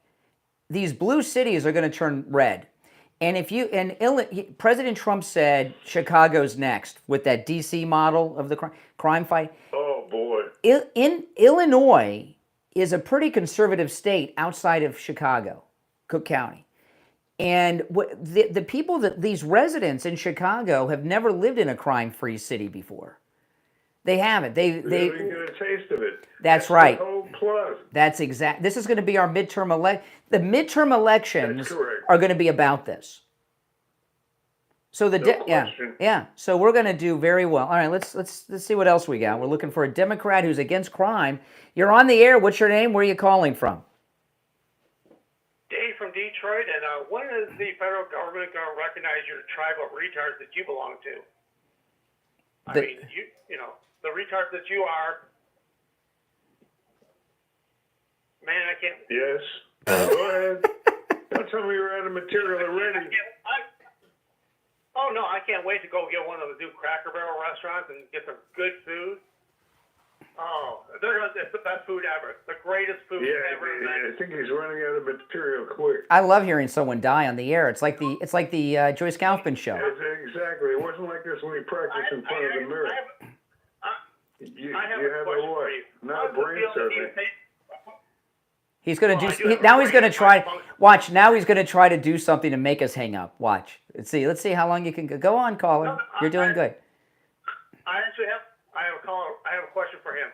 How does it make you feel that this guy is taking your show and taking it right into the dumpster with the lowest ratings in Florida? I mean, how does that make you feel? Oh, you have access to the ratings? What ratings book do you have access to? I'm curious, Detroit. Can you tell me what the cum is for the third quarter hour and the second hour on Mondays? Could you look that up in the book? They don't. They don't. Yeah. Okay. All right. Oh, you didn't look that. You got the book. You got the ratings book. Yeah, I know. Are you done? We're waiting for the good material to come out. I was really looking forward. Do you know what the average cum is for the first quarter of the hour number 3 on Tuesdays? Can you go down there? I'm sorry, you're talking thinking I care? No, you said you had the ratings book. I thought we'd get the ratings book from you, since you were citing it a minute ago. I'll email it to you. You'll email it to you. No, why don't you just pull it out right now? You got it. Pull it up on your computer, Detroit. He's got the ratings book, Steve. You're working right now. Oh, my goodness. Oh, my goodness. I'm like you know. What else you got for us? It was a nice weekend. It was a nice week. It was a great Exam weekend. It wasn't 2 days off. Next time, prepare a couple of issues. You bumbling, stumbling old man. Nobody wants to hear you, all right? Just go into your old retirement home and... Yeah, I know. They're all tuning in to hear you. Dangle in the wind. You sound like Trump or total retard. How many times has he said retard? Very limited vocabulary. Oh, he hung up, Steve. He hung up. I did not hang up on him. He hung up. All right. Well, listen, right on time. We're late for the break. That's when I was beginning to hate it. He hung up on himself. I did not hang up. I would have kept him until 9 o'clock. I mean, that was awesome. Oh, my goodness. He's good. All right. I'm going to put you on hold, Steve, and everybody on hold. We'll take a break and be back.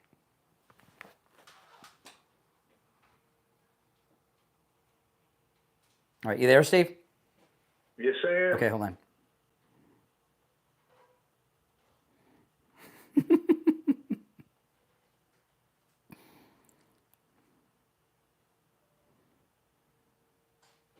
Brian, are we off the air? No. Everybody can hear you. Hold on. Hold on a second. Yeah, what's up? Oh, hold on. Okay, yeah, go ahead. Oh, I'll call you after. Okay, I'll call you after. Hold on.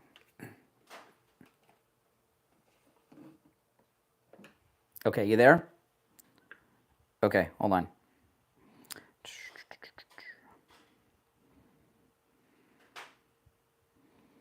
All right, we'll be back in a couple minutes.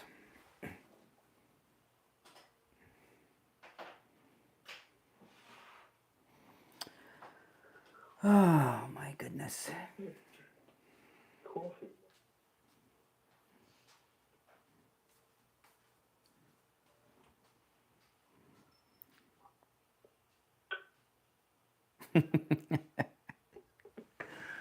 Oh, my goodness.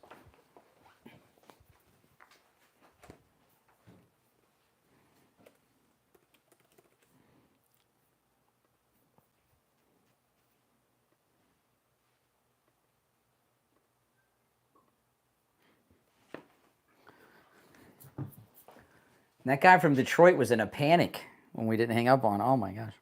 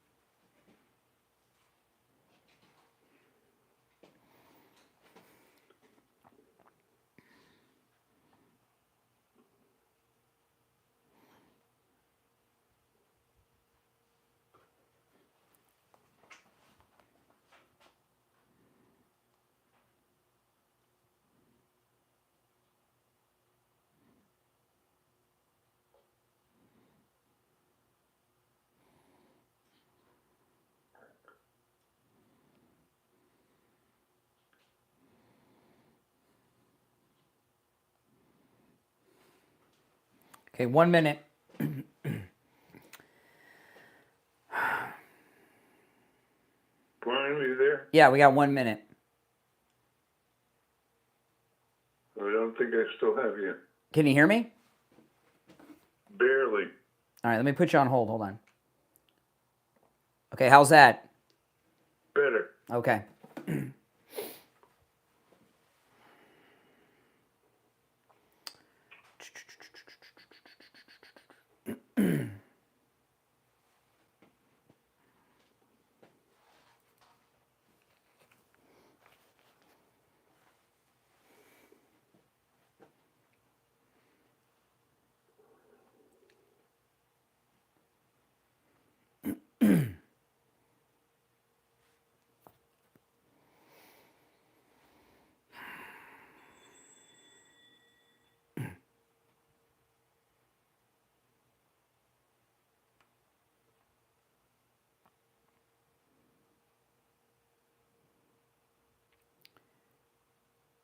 All right, we're back. It's the Steve Kane Show. I'm Brian. Steve Kane is here. Did I tell you the callers are often? I got something for Okay, what's that? Well, I finally figured out, it appears that the Democrats are up the creek without a paddle, and it's a party that's never going to recover. Mhm. But I figured out the answer to their problem. Okay.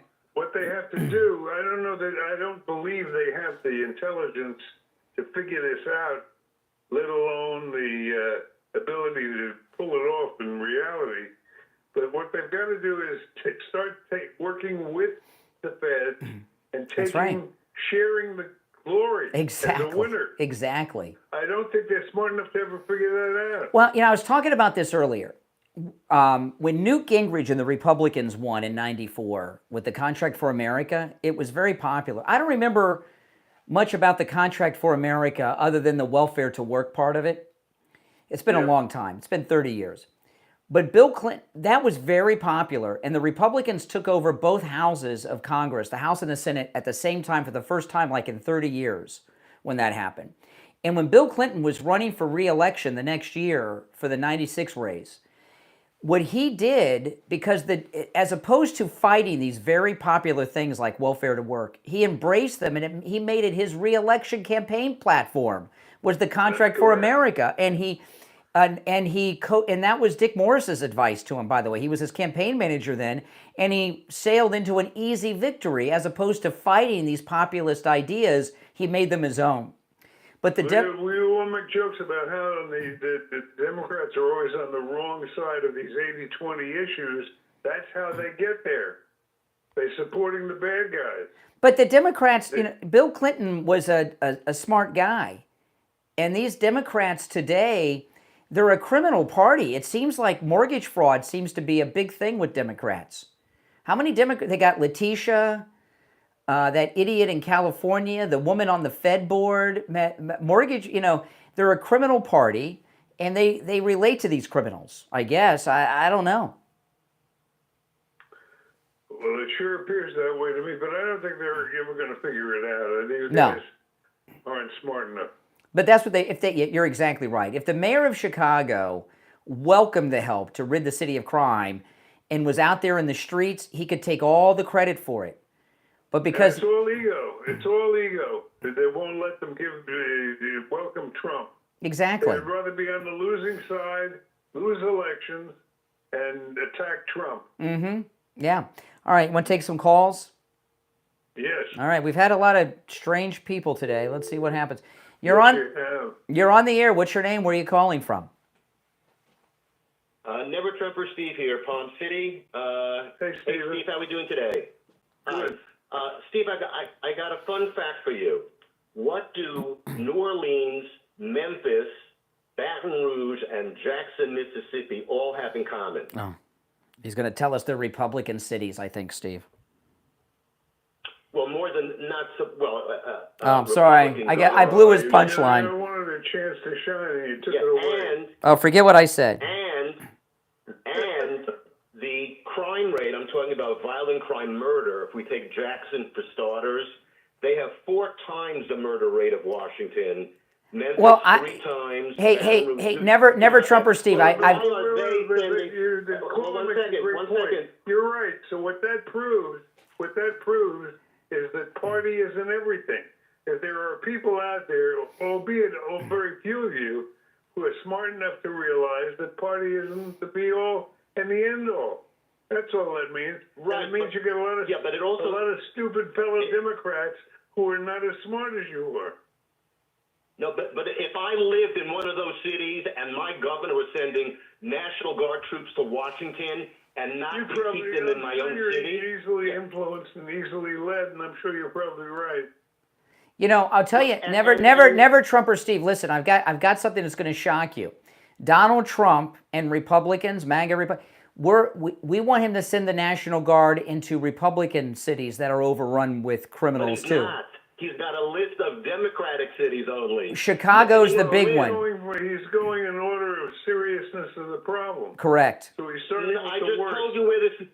No, I just told you where the seriousness is. Worse than Chicago. He's ignoring the worst cities. Worse than Chicago. Not telling the truth. The reason that they so what you're saying is the crime rates are higher in those cities than Chicago. No, I'm saying higher than Washington for starters. Well, slow down, Steve. Slow down, Steve. Yes. If the crime stats are higher in those cities than in Washington, all that tells us is these Republicans are honest with their crime stats as opposed to Bowser and these DEI hires they have in D.C. Very good point. So only the Democratic cities are lying about their cities. Steve, what's your response lying about to them? Say that Pathetic. again, please. Pathetic. Pathetic. No, you're ignoring the fact. You're ignoring the facts. His list. So what you I think we misunderstood what Never Trump or Steve is saying. Are you Never Trump or Steve? You want President Trump to go in all U.S. cities and federalize them then and end all crime everywhere? Is that what you're suggesting? That sounds good to me. No, that was a nice try, Brian. Oh. That was a nice try. I'm saying before you worry about the cities on your list whose crime is way down from what it used to be, go to the 4 that I mentioned that are way up and more than any of those cities. That's what I'm saying. Oh, and okay. If crime mattered to Trump so much, if he really was concerned about crime and not putting on a stunt, then on January 6th, he would have called in the National Guard instead of watching for hours the police heads being bashed in. That's what I would say. Oh, okay. All right. Hey, take care. Appreciate the call. Oh, my goodness. They always go back to January 6th, Steve. That's their mind is a terrible thing. Yeah, to waste. when they're out of argument, when they're losing, they inject either Epstein or January 6th, or Ghislaine Maxwell, which is Epstein, right? They bring up one of those two things. All right, let's go. You're on the air. What's your name? Where are you calling from? Hey, Steve and Brian. Good morning. It's JJ from Mass. Hey, JJ. Speak up a little bit. Oh, I've got some breaking news, Steve. The Maryland man has been rearrested by ICE. He's in custody now, and he'll be on his way to Uganda. You're going to send him to the Congo or something. Uganda, where Zohan Mamdani, who's running for mayor of New York, is at. Maybe Mamdani can meet him in Uganda. Yeah, they can have another wedding. I was just going to say with Never Trump or Steve and his statistics. Yes. And that he's looking at, it's unfortunate, Idiot. but it's he's somewhat delusional. Yes. Because you're looking at statistics. The Democrats, their whole idea of statistics is, to go in and to the AG's office and those 1,000 felonies, downgrade them all to misdemeanors. And look, the Democrat model, we've solved all the crime, or they just don't have any police and nobody gets arrested. Therefore, there is no crime. It's just delusional. But the thing about Trump, what he's doing right now, to me, it's sort of like, we're talking mostly here Democrat cities. They're like the Wizard of Oz from hell. And Trump is like the wizard. He's pulling down the curtain and revealing the illusion. Because do you want the pit of hell of the Democrats, or do you want the joy of safety? Well, see, I would like to know from one of these. I'd like to know from one of these anti-Trump callers who they would like to see. What city they would like to see us go into. Exactly. Another thing, too, I was talking about this earlier, Steve. The Democrats, including the mayor of Chicago, have picked a bad week to say crime's down in Chicago. Labor Day weekend is this weekend, and that's always a big shootout weekend in Chicago. Yep. So it'll start on So it's going to be 80 murders by Tuesday. Yeah, simple math is not the friend for the Chicago mayor. He said 7 arrests. Judge Janine, I saw her. She said there was 719 arrests in D.C. I don't know where that guy got 7, but look, and I heard you say earlier, Brian, it's basically going to red pill these cities, these voters, because you've got manufactured Democrat victimhood voters who are going to, from that pit of hell despair, they're going to cross over into like an actual, like a real rainbow of sunshine, hope, joy, and they're going to become inspired Republican, voters. That's true.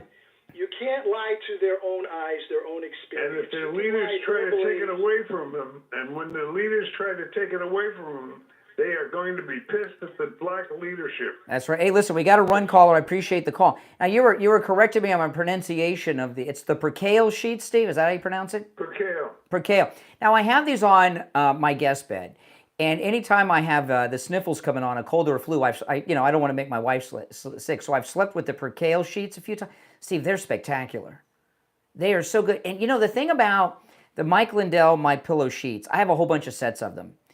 And like everything Mike Lindell makes, they're high quality. I can't tell what the original ones were and the most recent ones I bought were.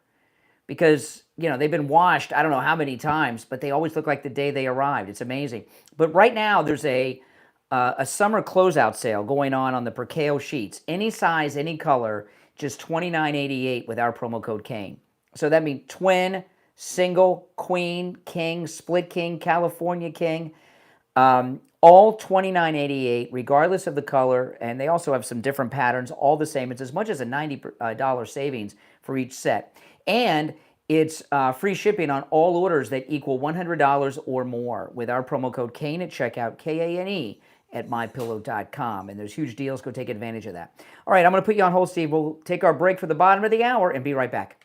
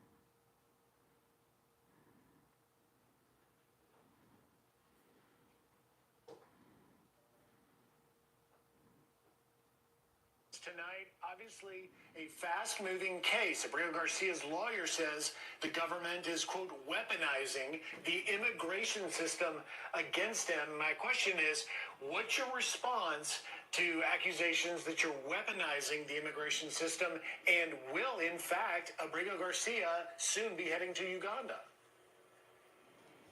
He is absolutely going to be deported. Okay. All right, Steve, you there? Yes. Okay, I got this clip of Tom Homan when we get back. Oh, this is going to be good. Oh. I'm going to play something when we get back of Tom Homan. Okay. He's talking about the Maryland man. The Maryland man. Yeah, the Maryland man. I love it. Okay.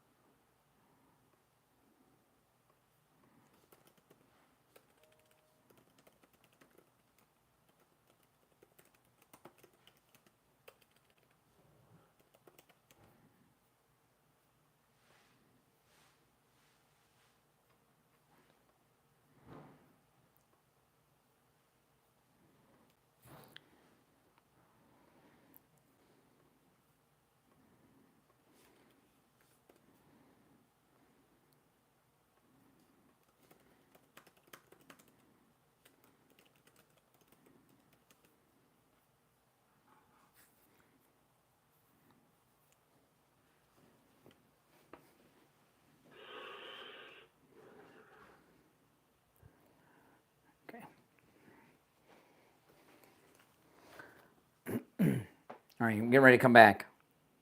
Yep.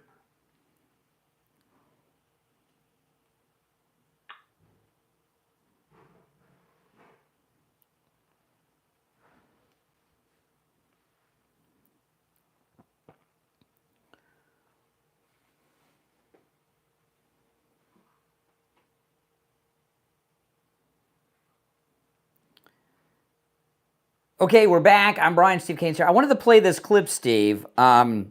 This is just breaking. It's kind of going viral, so the sound quality won't be the greatest because I'm playing it over my phone. But this is Tom Homan on Fox talking about the Maryland man that they're gonna that just got out of jail. He's back in custody. Listen, there we go. Thanks for joining us tonight. Obviously, a fast-moving case. Abreu Garcia's lawyer says the government is, quote, weaponizing the immigration system against him. My question is, what's your response to accusations that you're weaponizing the immigration system? And will, in fact, Abreu Garcia soon be heading to Uganda?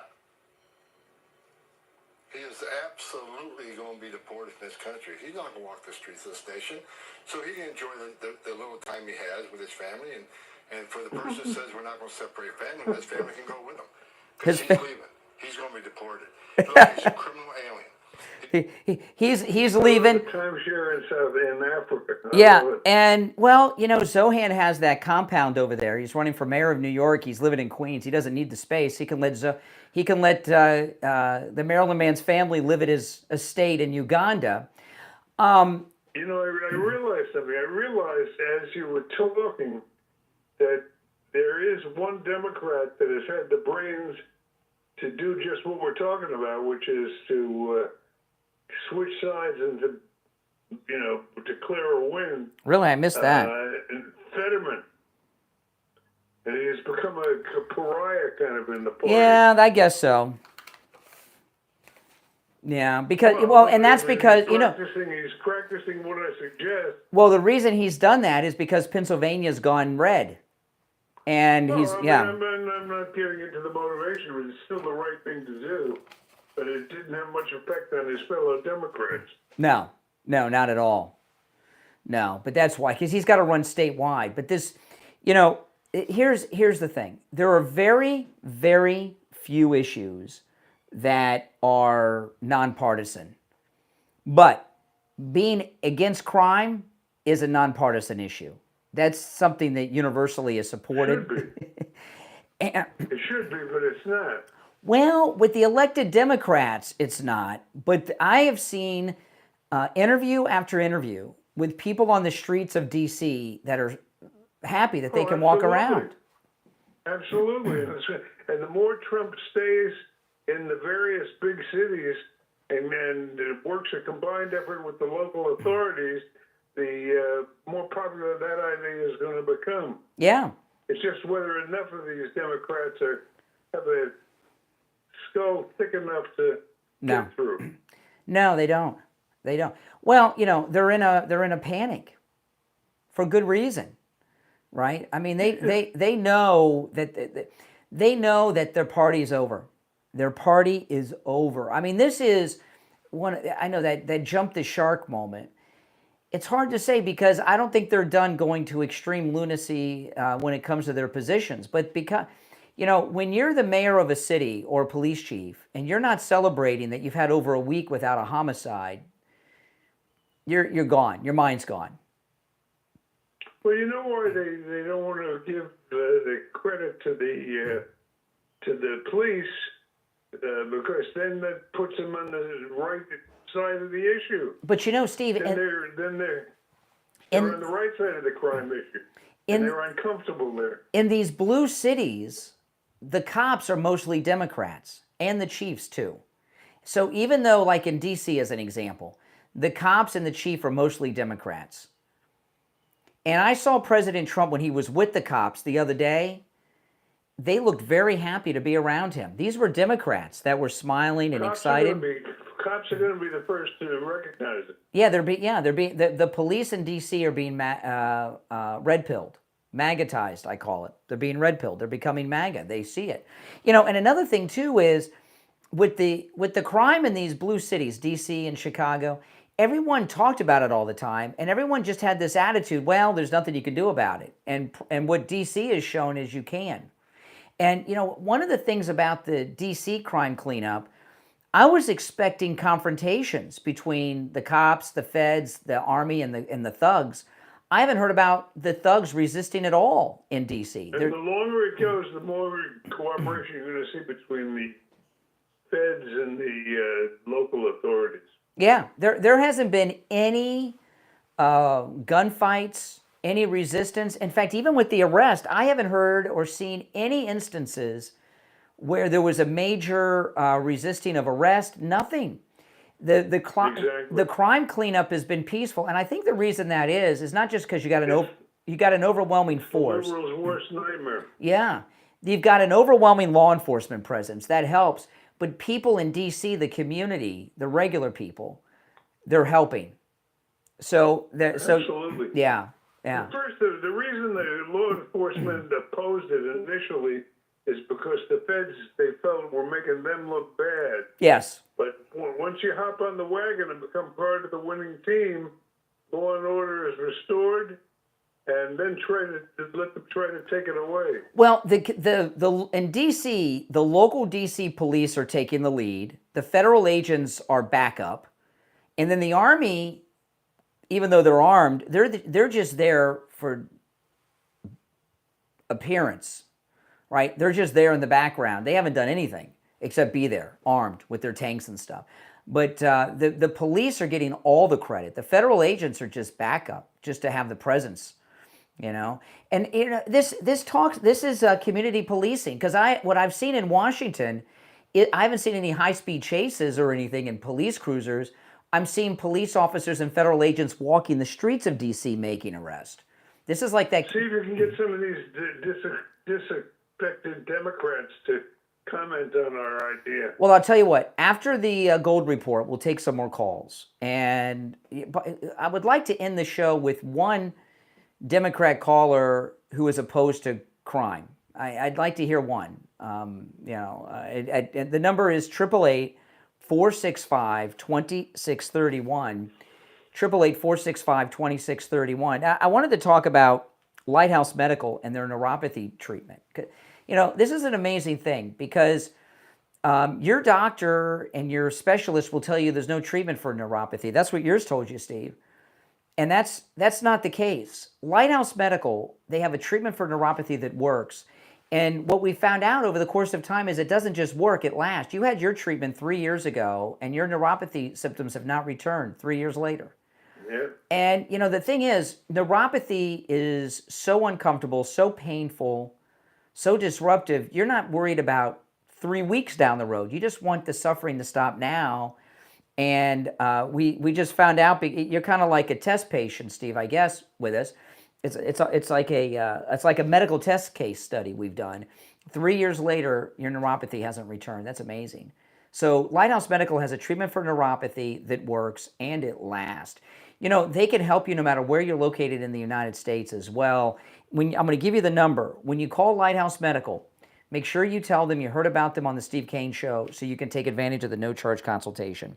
754-222-6642.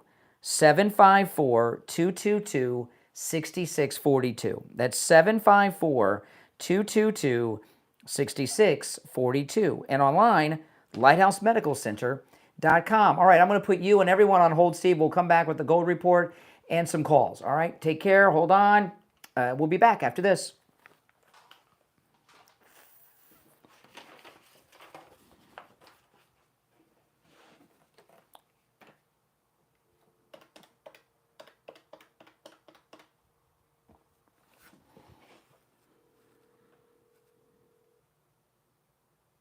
Hey there, hold on.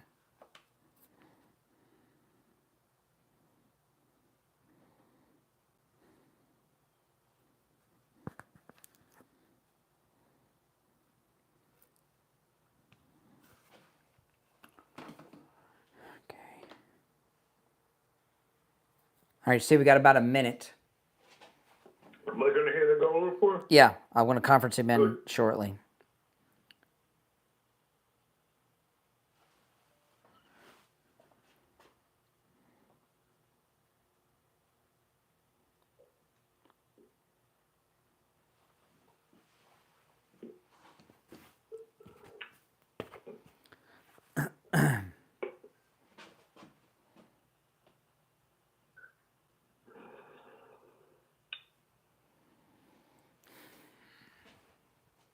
Okay, I'm going to conference William in. Hold on. All right, we have 30 seconds. Stand by.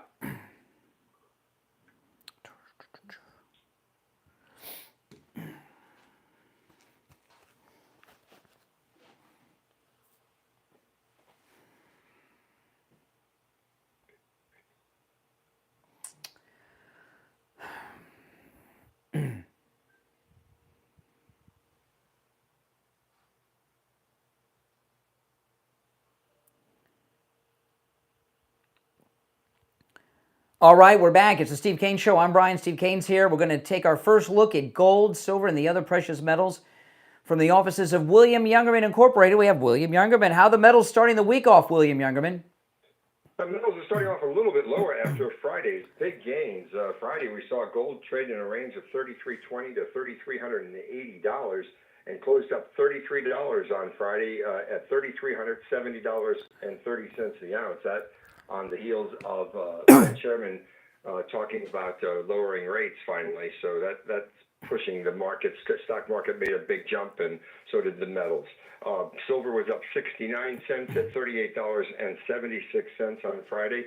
Platinum closed up $8 at $1,362, and palladium was up $19 at $11.26. Overnight, we've seen gold trade in a range of $33.58 on the low to $33.73 on the high. Right now, we're at $33.66. That's just down $4.30. So we're down 16 cents at $38.60.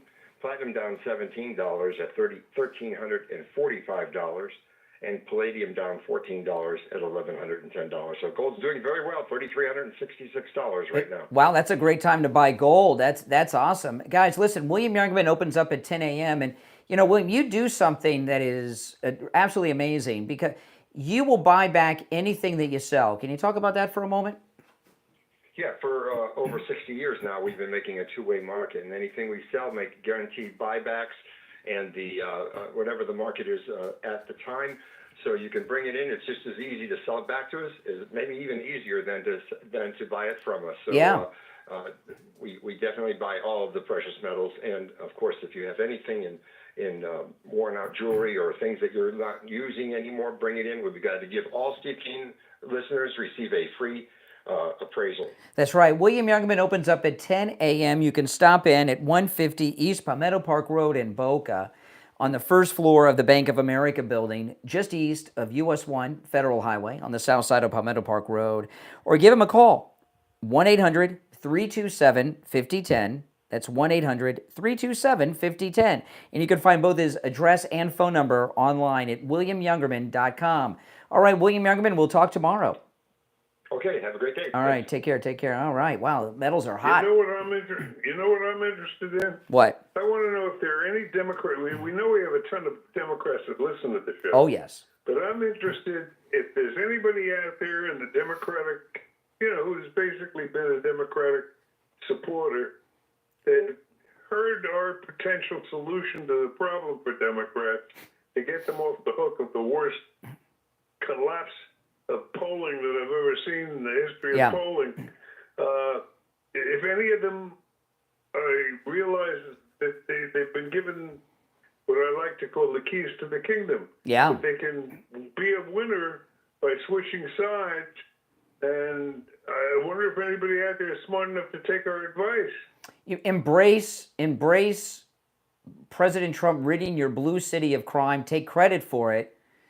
Rather than getting your brains kicked in with the losing side, join the winning side, and you look smart instead of stupid. And we can't even get a caller to do that. You think you're going to get some Democrat elected? I don't know. All right, let's take some calls and see. Let's see what we got. We'll try. You're on the air. What's your name? Where are you calling from? Hey, Steve, how you doing? Good. I have you seen what's going on with Venezuela, the coast of Venezuela?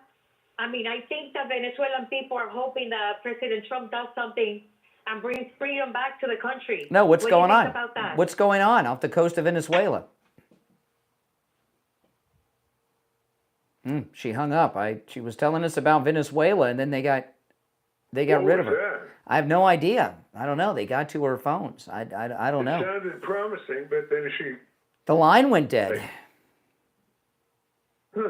I don't know. I mean, that's unfortunate. All right. And wanted to suppress her free speech. I guess. All right, let's try another one. Let's go. You're on the air. What's your name? Where are you calling from?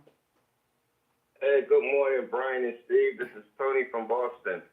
Oh, Tony, how are you? long time no hear. Yeah, it's been a while. I'm not in Boston right now. I'm actually in Orlando, but I was in Washington, D.C. on this past Thursday. I had to come down to Florida for a convention at the Orange County Convention Center. Well, I'd be interested in your input. What kind of convention was that? That was the textile convention. Oh, okay. The laundry business, whatever. The laundry business. Oh, okay. Yeah. All right. So what's on your mind, Tony? Well, I wanted to talk about Washington right quick. I was there that was the first time I was on the streets of Washington. I took a train down, actually. I didn't fly. And I walked from Union Station. I'm sorry, no, I took a cab from Union Station up to the White House, which is my first time ever visiting, and I believe President Trump was there. Yep.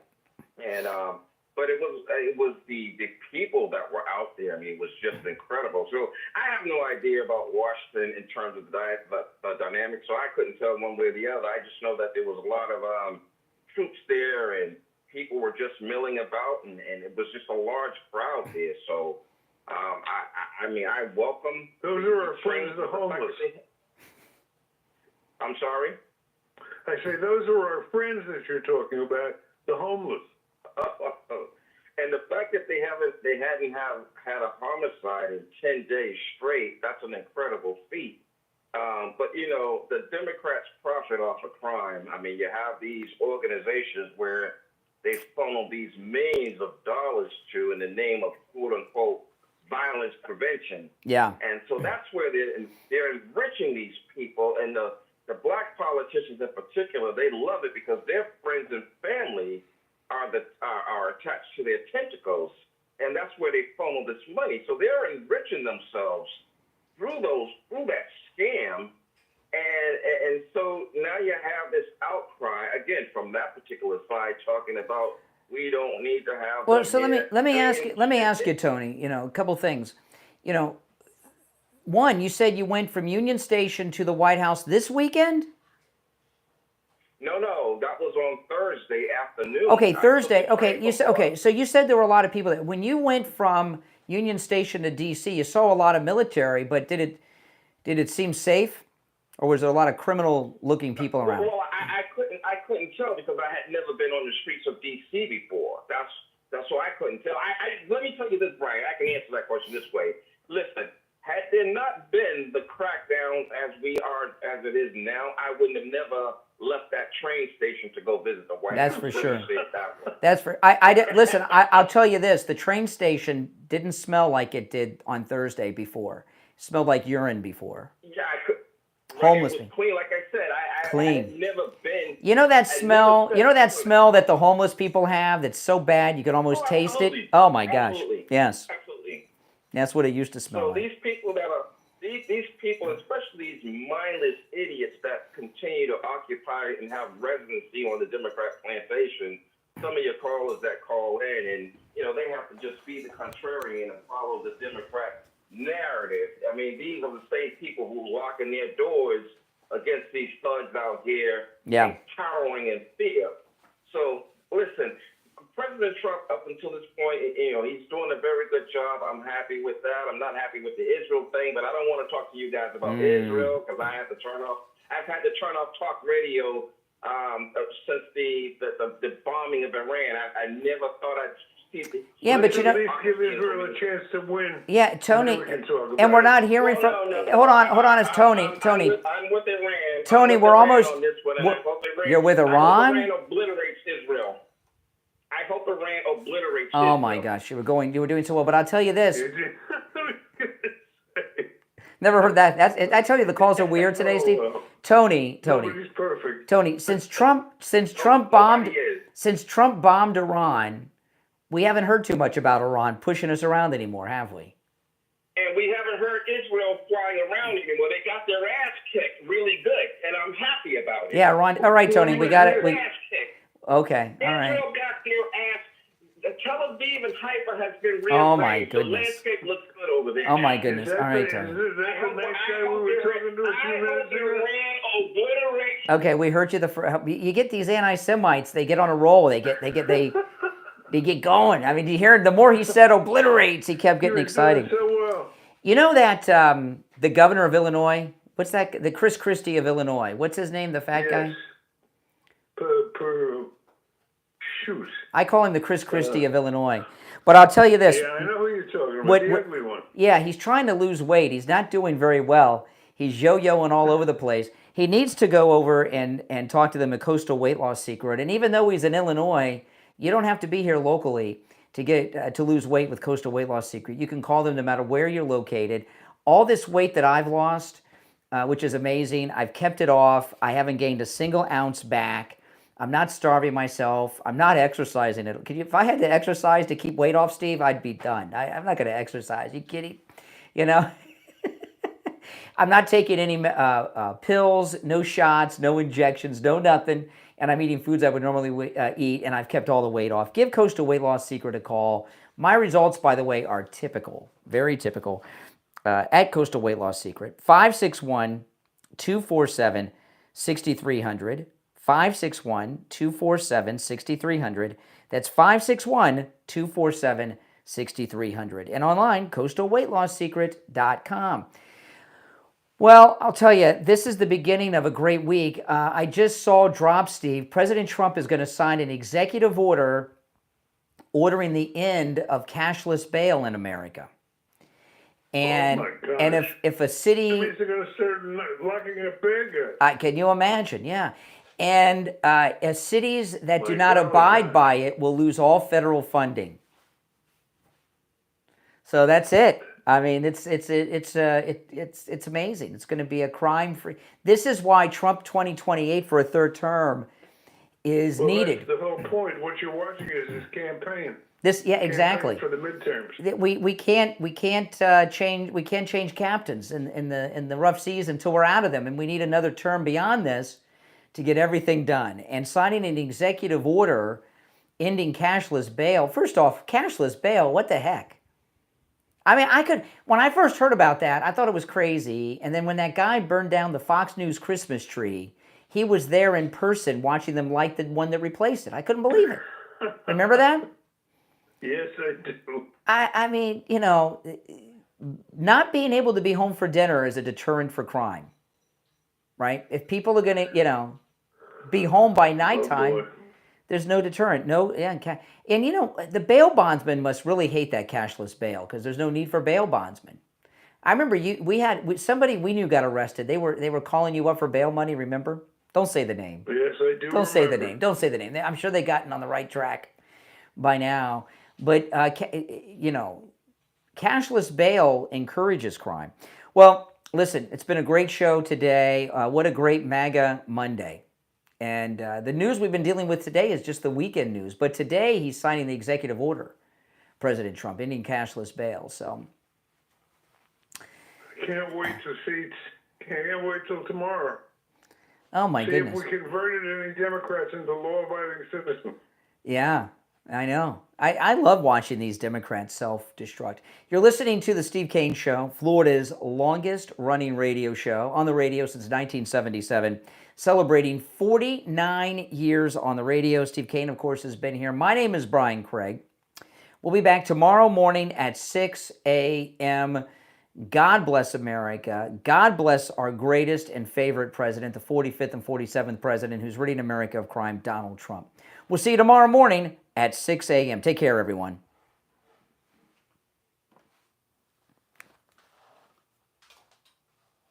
All right, we're out. Now, those of you in the chat, don't go. I want to continue on for a little while because I did not get to any of my audio sound bites. So if you want to call in, you're welcome to call in. I'm going to stay live for a little bit longer.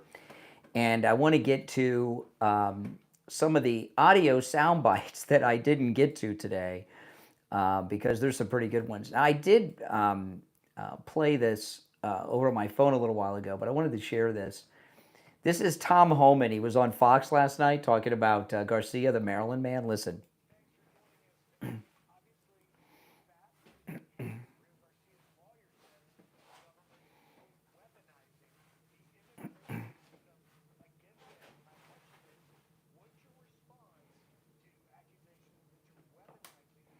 Listen to this. I love this.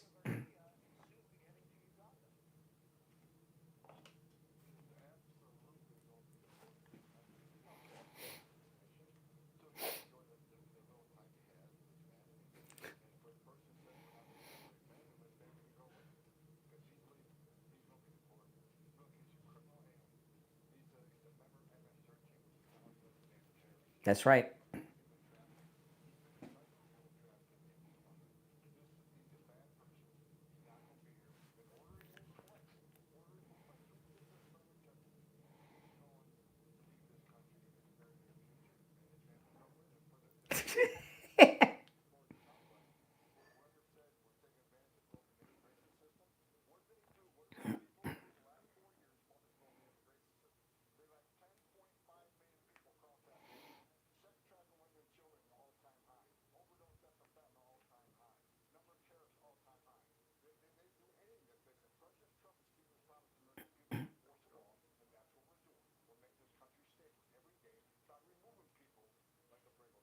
Oh, man, I love Tom Homan, don't you? Oh, my goodness. He's the best. You're on the air. What's your name? Where are you calling from? Hey, Brian, this is Matthew from Oklahoma. Yep. Yeah, Brian, I wanted to ask you really quick whether you're okay with Abrego Garcia not being held accountable for his crimes here in the United States and being allowed to be deported to Costa Rica. Uganda. He's going to Uganda. Right. But the deal the Trump administration has presented is if he pleads guilty, he can go to Costa Rica, and if he doesn't, he goes to Uganda. If the administration has evidence that he's guilty of these crimes, why are they not just punishing him Here in the United States? Well, because we want him out of the country. Because what will happen is some Democrat will let him out of jail. He's become like a I don't know, a hero of the liberal left, and we want him in jail in one of these other countries, so some Democrat doesn't just let him out. That's a straw man. He's not being held as a hero. Absolutely. They've raised I don't know how many hundreds of thousands of dollars in the crowdfunding. They call him the Maryland man. I played a clip earlier of Margaret Brennan with the governor of Maryland saying, "What are you going to do to help his family? Why would you be helping the family of this guy?" No, there's no. They have made him a kind of like a martyr of the liberal movement.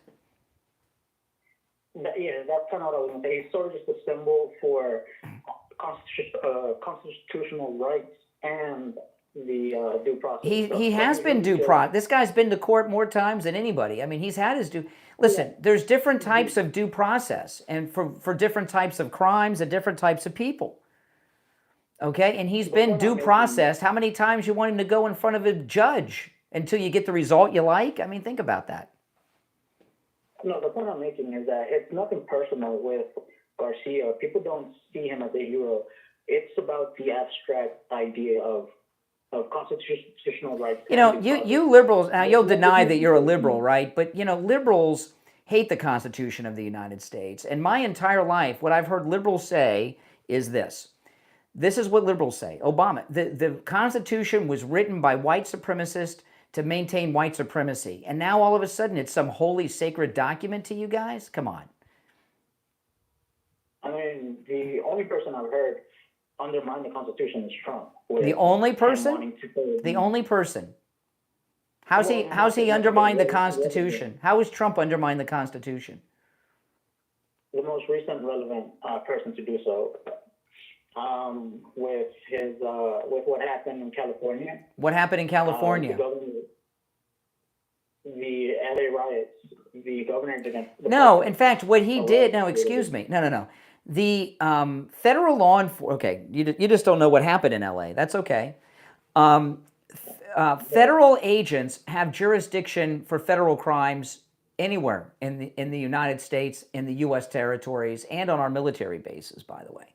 So they were out there. The first wave of the ICE and the federal agents was enforcing immigration law.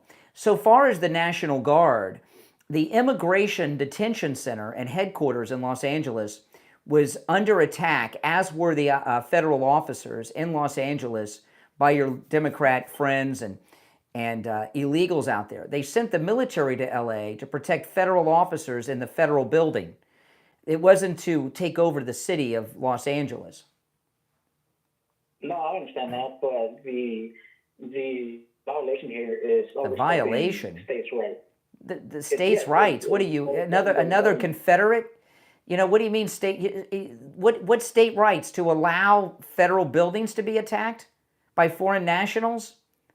Because that's what was happening. To allow the governor to enforce, have jurisdiction over his land, over his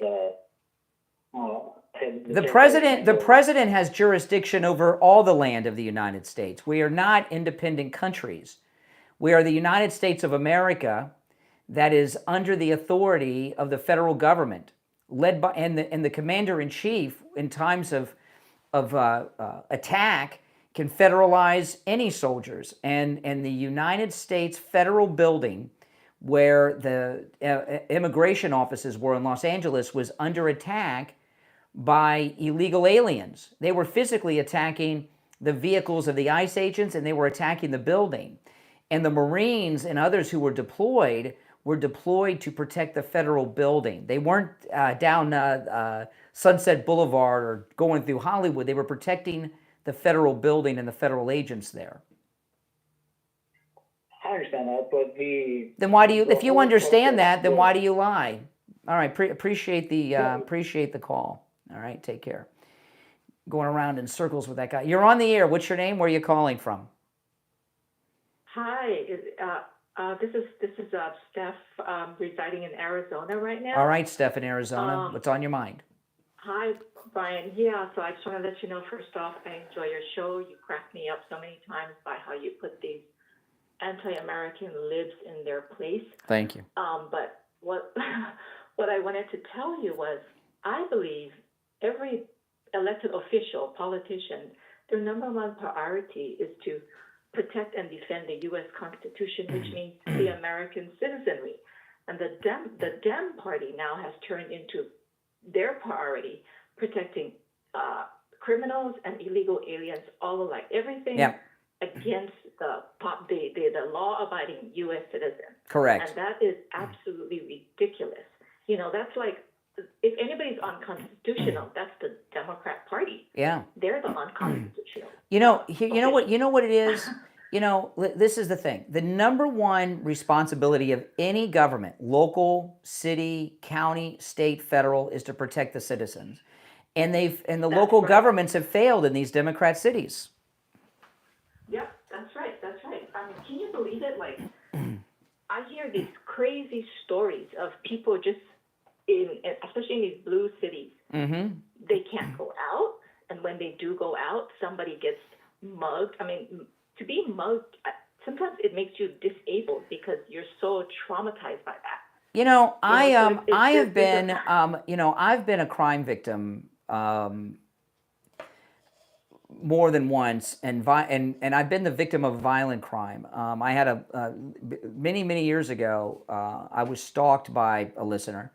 And they were hiding in the bushes and attacked me, and they almost they almost killed me. I almost died. It was really bad, and it was a long time ago. But you know, when you're the victim of a violent crime, you never get over it.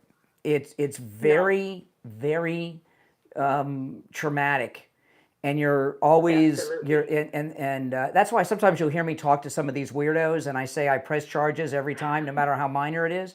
It's because of that incident. I would never let somebody get away with it. And I was watching I had one incident where I had a gun pointed, multiple guns pointed at me. I'm not going to get into the details of that, but it was, and that was, I almost passed out. People don't understand. And I saw a reporter over the weekend who had been mugged in D.C. and they stole her cell phone. But before they stole it, They had her, and on the face of it, well, my phone's locked, so what? They made her unlock the phone. And yeah, I know. And pretty much everybody, you have your banking there. Yeah, you have all your personal data. And a lot of these crimes don't get reported. And the reason they don't get reported is because they have all your... My mother got mugged when I was in high school. Her purse got stolen. And it had her driver's license in it. And I remember she was terrified because they knew where she lived. And she thought they'd come... It's traumatizing. So when they get your phone, they know where you live. They got all your contacts. They know where... They got access to your bank account. They've got access to all your passwords, to all your devices. Mugging isn't... It's always been bad, but it's at a whole nother level of violation than back in just the purse snatching days. Exactly. I just feel like I don't know how any politician can be a Democrat today. If I'm a politician and I want to be your mayor or your state legislator, as a decent American who loves this country, I could not run under the Democrat ticket. Do you know what I'm saying? I just feel like the Democrat Party stands for anti-America. It's like they become a terrorist. They've always been I'm bad. sorry to say that, but it's just... The Democrats have always been bad. I mean, they were the Confederates. They used to own black people, right? So, I mean, so they've always been evil. That's right. But Bill Clinton is a Reagan conservative back when he was running for compared to what they're doing now. What they're doing, what they've really become, if you think about it, they're anarchist, is what they become. Yes. It's horrible. I mean, we need to. I don't know what Trump can do, but somehow they got to be getting rid of. I mean, I'm sorry to say that, because this America, to me, is the greatest country in the world, and we need to. This country has to survive. Mm-hmm. Because where are you going to go? There's nowhere to go. That's right. This is the best country in the world. Mm-hmm. By far. Yes, and we over here, our Constitution believe in individual freedom. Mm-hmm. Individual liberties. No other country does that. No. This is the greatest country in the world, and it's almost like the Democrat Party is trying to destroy it. The Democrats believe that every problem in the world would be solved if the United States did not exist. That's how they believe. I know it sounds nuts. It took me a long time to get my mind around. When I was young, I would hear Republicans say, the left or the hate America first crowd. And I never would believe that, because I'd say, well, they live in America. How could they hate the country? They just disagree with how things should be done. And then when I grew up, that was very naive. I realized they do hate America, and they're trying to destroy it. Yeah. No, you're right, Brian. But I just want to let you know that I just enjoy your show very much. Well, thank you. I've never called in before, but I have been listening for, I don't know how long now, maybe a couple years. Well, great. I just enjoy it very much. Well, thank you very much for your call. Take care. Yeah, so, by the way, if you notice, I'm going long now. I've expanded the show, if you haven't noticed. I started early. I'm going late. So make sure you guys are not only subscribed to the channel, but click the notification bell so you know when I go live on the program. I wanted to play this clip. This was Debbie Wasserman Schultz, and she's on CNN talking about Alligator Alcatraz over the weekend. Listen, Debbie Wasserman Schultz, Democrat member of Congress from here in South Florida.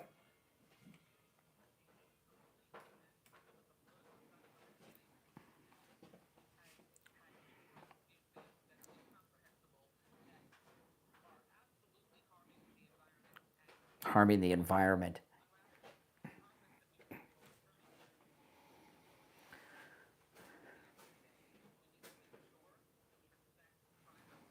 Okay, now tribal lands. I was talking about this earlier. They're trying to hide behind this tribal. Miccosukee have only been a recognized tribe since the early 60s. They're not indigenous to Florida, okay? These are not tribal lands. Now, they do have an area that's the Miccosukee Indian Reservation. The only reason they have that is so they can have casinos, okay? They got recognized by the federal government in the 60s. I've told the story a couple times, so I'm not going to tell it again. Just so they could have casinos and smoke shops and bingo like the Seminoles do. So they've only been a tribe since like 62 or 3, recognized by the government, the Miccosukee. This is not some ancient tribe of Indians who have their ancestors buried out in the Everglades. It's all lies. And Debbie Wasserman Schultz is a Florida girl. She knows this to be true, but don't let the truth get in the way of a Democrat speaking.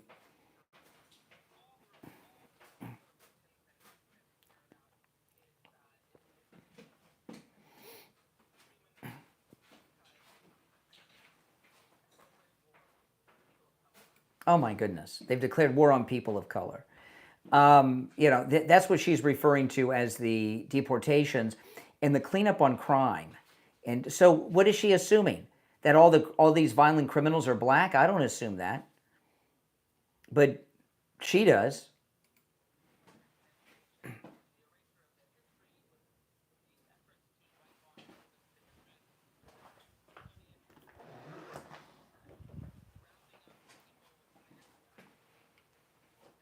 And there's another one with the masks. First off, these Democrats were mandating masks. It was the law to wear a mask everywhere. Now masks are evil. People in masks are evil. I remember the day, this was crazy. I made a YouTube video about this during the lockdowns. I go to the bank. I walk in the bank lobby. Everyone's wearing a mask. If I'd have gone to the bank prior to 2020, and I would think the place was getting robbed, and I saw the security guard remove a person from the bank who was not wearing a mask. Can you imagine? But now masks are bad, according to the libs.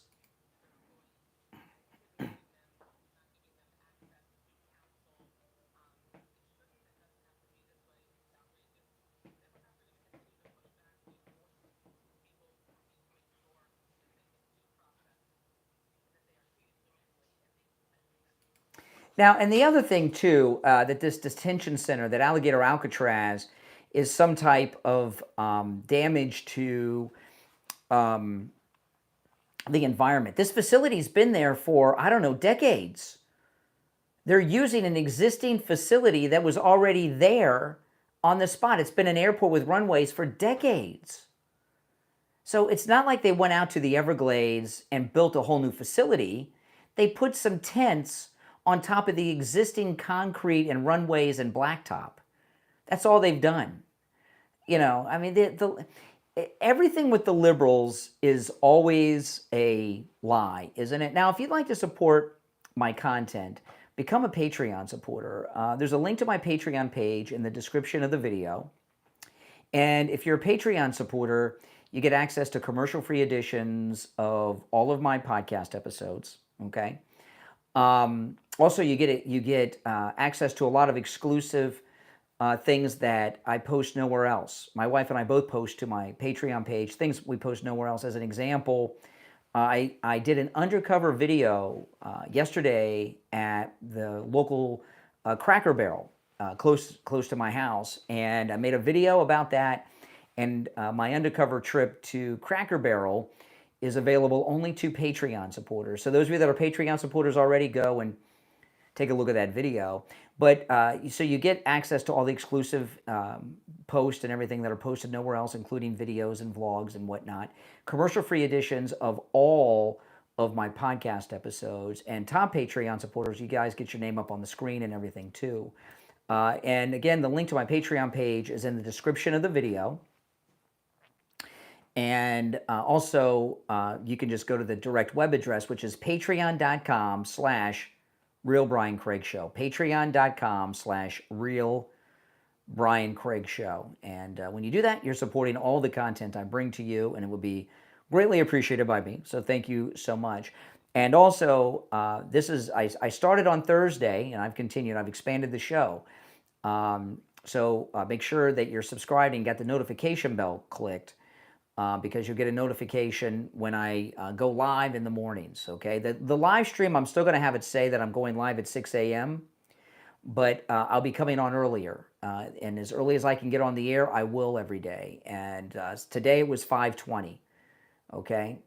Sometimes it might be 5 a.m., it might be 5:30. So click the notification bell, and you'll get a notification when I go live in the morning. And I do take live calls, and we got some good calls early on this morning before the radio show began. My name is Brian Craig. This is where MAGA comes to talk. Thanks so much, everyone, for tuning in, and I'll see you on the podcast later today. Take care.